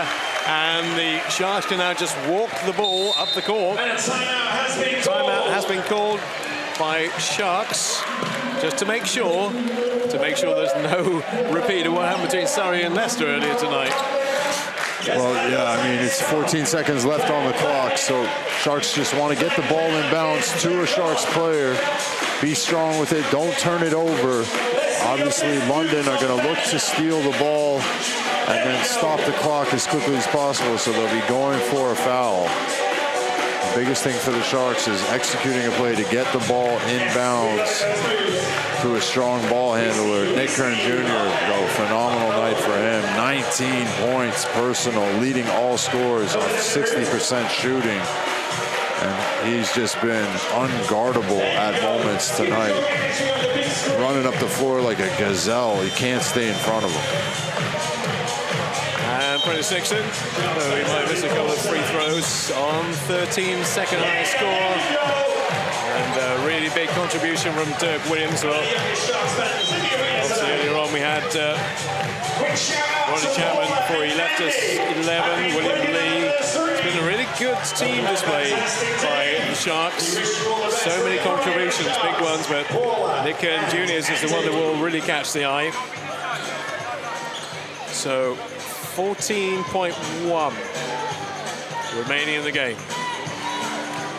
Sharks will have it. And they'll just try and hold on to it. You get the ball in first. They do it, and then there's a bit of a tussle between William Lee and Chaundy Braun Jr. right in front of our position. Here we are. You better protect me, Michael. You'll be fine, Bob. I hope so. There's a lot of equipment around us. 12.9 seconds remaining in the game. Sharks will get the ball back. And obviously there's no shot clock now because it's longer. And Nick Kern Jr. is also doing the washing up tonight as well. Now listen, he's not afraid to get his elbows dirty. You know, he's getting down there, helping out, keeping that sweat off the floor. I can be high scorer, but I'm also humble enough to help clean up. He's been a bit flash tonight, isn't he? Nick Kern Jr. Phenomenal game from him.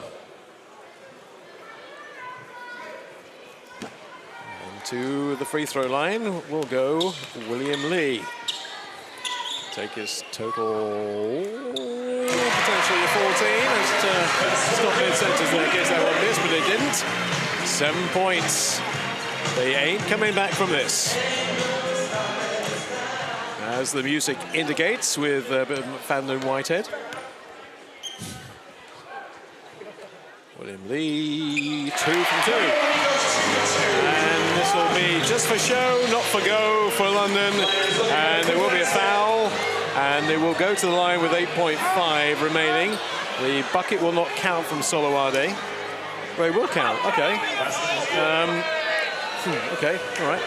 Probably not going to affect the outcome, but he'll go to the line for an extra one. Seemed a bit kind of both posthumous and ponderous is what I call that, but 8.5. They might trim it to 5, and then Sharks are going to call another timeout. Sharks are calling another timeout. Yeah, you might as well use it while you have it. Just get on the same page, advance the ball. 5-point lead here, 8 seconds left on the clock. I mean, you can't, if you're London, you can't give up, and it's certainly crazier things have happened, but Sharks just got to... And also bear in mind that we have to look at the individual scores from the 4 encounters. They've got London again in a couple of weeks' time. Now, this is going to be very close in terms of the points between them in the first game. Yeah, 100%. You've got to take that into mind. Obviously, Sheffield still have 2 more trips to go down to London. So they've got to make sure that they handle their business here. and get as many points on the board as possible. Ali Hozic on 4 fouls now himself, but he should be able to get through the last few seconds without fouling out. Reynolds Jr. already has. Braun Jr.'s got 3. Still fully academic now, isn't it, to be honest, but timeout has been called by Sheffield. They've had their time. 8.5 remains in the game. And it goes on like this. Saturday night basketball might be here to stay, because the crowd have enjoyed it. They've been very noisy tonight. The London fans have made their way up the M1, have been very noisy, but the home fans have really got into it the big way. Now, only fitting if Nick Kern Jr. scored the last bucket of the night, would it not? But at the moment, it's probably not going to be him. There's another foul. So Williams will go to the free throw line for 2 more. And again, good execution there from the Sharks down the stretch. That's a guy that you want the ball in his hands on the free throw line. These 2 points will certainly take him closer towards the first encounter. Oh, you put your mouth on it. It's not me this time. I'm just going to stop talking. Mike Tuck. So you blame me for that. I'll put the blame back on you this time. 7.7. That one's okay. Not that it's going to really, in the grand scheme of things, matter anyway, probably, but that's another interception. That man is absolutely everywhere. Is there a job he hasn't done tonight? 2.9. And he is the MVP by quite some way. No doubt about that. They're going to get the ball in time. A little alley-oop perhaps. No, and the ball remains with Ali Hozic. And the champions-elect have a bloody nose at the Canon Medical Arena, because the Sheffield Sharks, who had the chance in January potentially to beat them, didn't. But on this occasion they have by 6 points, 79-73. Unbelievable job by the Sharks here tonight against all odds. And after coming through the month of January and February, a little bit up and down, they didn't know what was going to happen. They come in here to take on the #1 team in the league, the London Lions, and they get the job done. London Lions back-to-back losses, first time this season in domestic play. Obviously missing a couple of crucial players in Dean Williams, Tariq Phillip, but they're going to have to go back to the drawing board after this one. And I think taking a quick look at the stats here, obviously Sharks just getting it done from a field goal percentage-wise. Sharks doing a phenomenal job from behind the free throw line. 23 free throws for them tonight. But it was the 3-point shooting from the London Lions that really let them down in the early stages of this game. And Sharks in that third quarter only holding London to 11 points. So the Sheffield Sharks, what we said at the beginning of the game, they needed to play a complete full 40 minutes, and that's what they did here tonight. Rebounds, 31 apiece. Don't often see that in a game. There's normally a bit of a tip one way or the other, but not there. And these guys will be absolutely thrilled, because there was, for me, towards the end of that second quarter, a time when it looked like they might be going off the rails. Well, especially after Rodney Chapman was ejected, we didn't know what was going to happen. He was the leading scorer on the team at that point in time, and he ends up getting ejected, and the Sharks fumbled the ball a little bit there in that second quarter, but they managed to regroup after that halfway mark. Their defense didn't let them down in that third quarter, and then they rode it all the way through to the fourth. And Nick Kern Jr., what a performance for him tonight. Just unbelievable. 19 points, 6 rebounds, 3 assists, a steal, and 2 blocks. Absolutely on top of his game and some tonight, and I'm sure Dad watching in Spain, courtesy of Tom and Christine Marshall, will be absolutely enjoying that. Probably have a little sangria tonight, or whatever's your particular tipple on a Saturday night. There'll be a lot of people out in Sheffield City Centre after this. There definitely will. I mean, Saturday night here in Sheffield, the Sharks showed up for the Steel City, and off the back of the ejection after roster changers this week, after an up and down month of February, but they're finding a way. And it's all about hitting your stride at the right moment of the season, and this could be it as you head into April and then the playoffs in May, hitting your stride at that right moment. Yeah, and they did for the most part without Rodney Chapman the third, though he did contribute 11 points. So those are tonight's results. What a finish. Well worth watching the end of that game. If you can go back and watch it on repeat. Surrey against Leicester, phenomenal finish. Really unbelievable finish there. As indeed it was here too, where the Sharks emerged victorious by 6. Tomorrow we have 2 games. Newcastle are down at Bristol. Long journey down for them in the first game. And it'll be Caledonia against Cheshire in the other game with a 4 o'clock tip tomorrow. Hope you've enjoyed Saturday night basketball in Sheffield. It has been phenomenal. I reckon there's quite a few people who wouldn't mind seeing it again. And there's a big smile all over that man's face for an obvious reason. There definitely is. Head coach Atiba Lyon taking down the #1 team in the league. And it's a statement game for him and the rest of the team. Could be the turning point for this team as they head towards the playoffs. And I reckon there'll be a lot coming back for more. Having seen that, they feel there's a bit of wind in the sails of the Sheffield Sharks after the international break. And the Lions will have to go back to the drawing board a little bit to work out how they go forward from this. They are top of the table by quite some way, but the rest of the pack are now catching them up, and that second place is most certainly up for grabs at the moment. So there's a dramatic and a very interesting and hopefully enthralling end to this Super League basketball season. You'll see all of it on DAZN. Mike, thank you for your company tonight. We'll be back again. In fact, I think it's in 3 weeks' time. We have big gaps between games at the moment here, but we're back again in 3 weeks' time for more action from the Canon Medical Arena, where things happen very bigly, as somebody might say across the pond. We will see you at the back end of March, but enjoy all your action of Super League basketball in the weeks to come. From Mike and myself, Bob Ballard, it's a very good night. Super League basketball is leveling up British youths. This isn't just a league, it's a movement you can feel and see in the stands. From the first tip to the final buzzer, the story is written. Every drive, every shot, and every moment. Rivalries run deeper, games hit harder. One pass, one dunk, everything can shift. Legacies aren't given here, they're earned. New stories are ready, and new champions are coming. Season 2 is here. Stand tall for British basketball.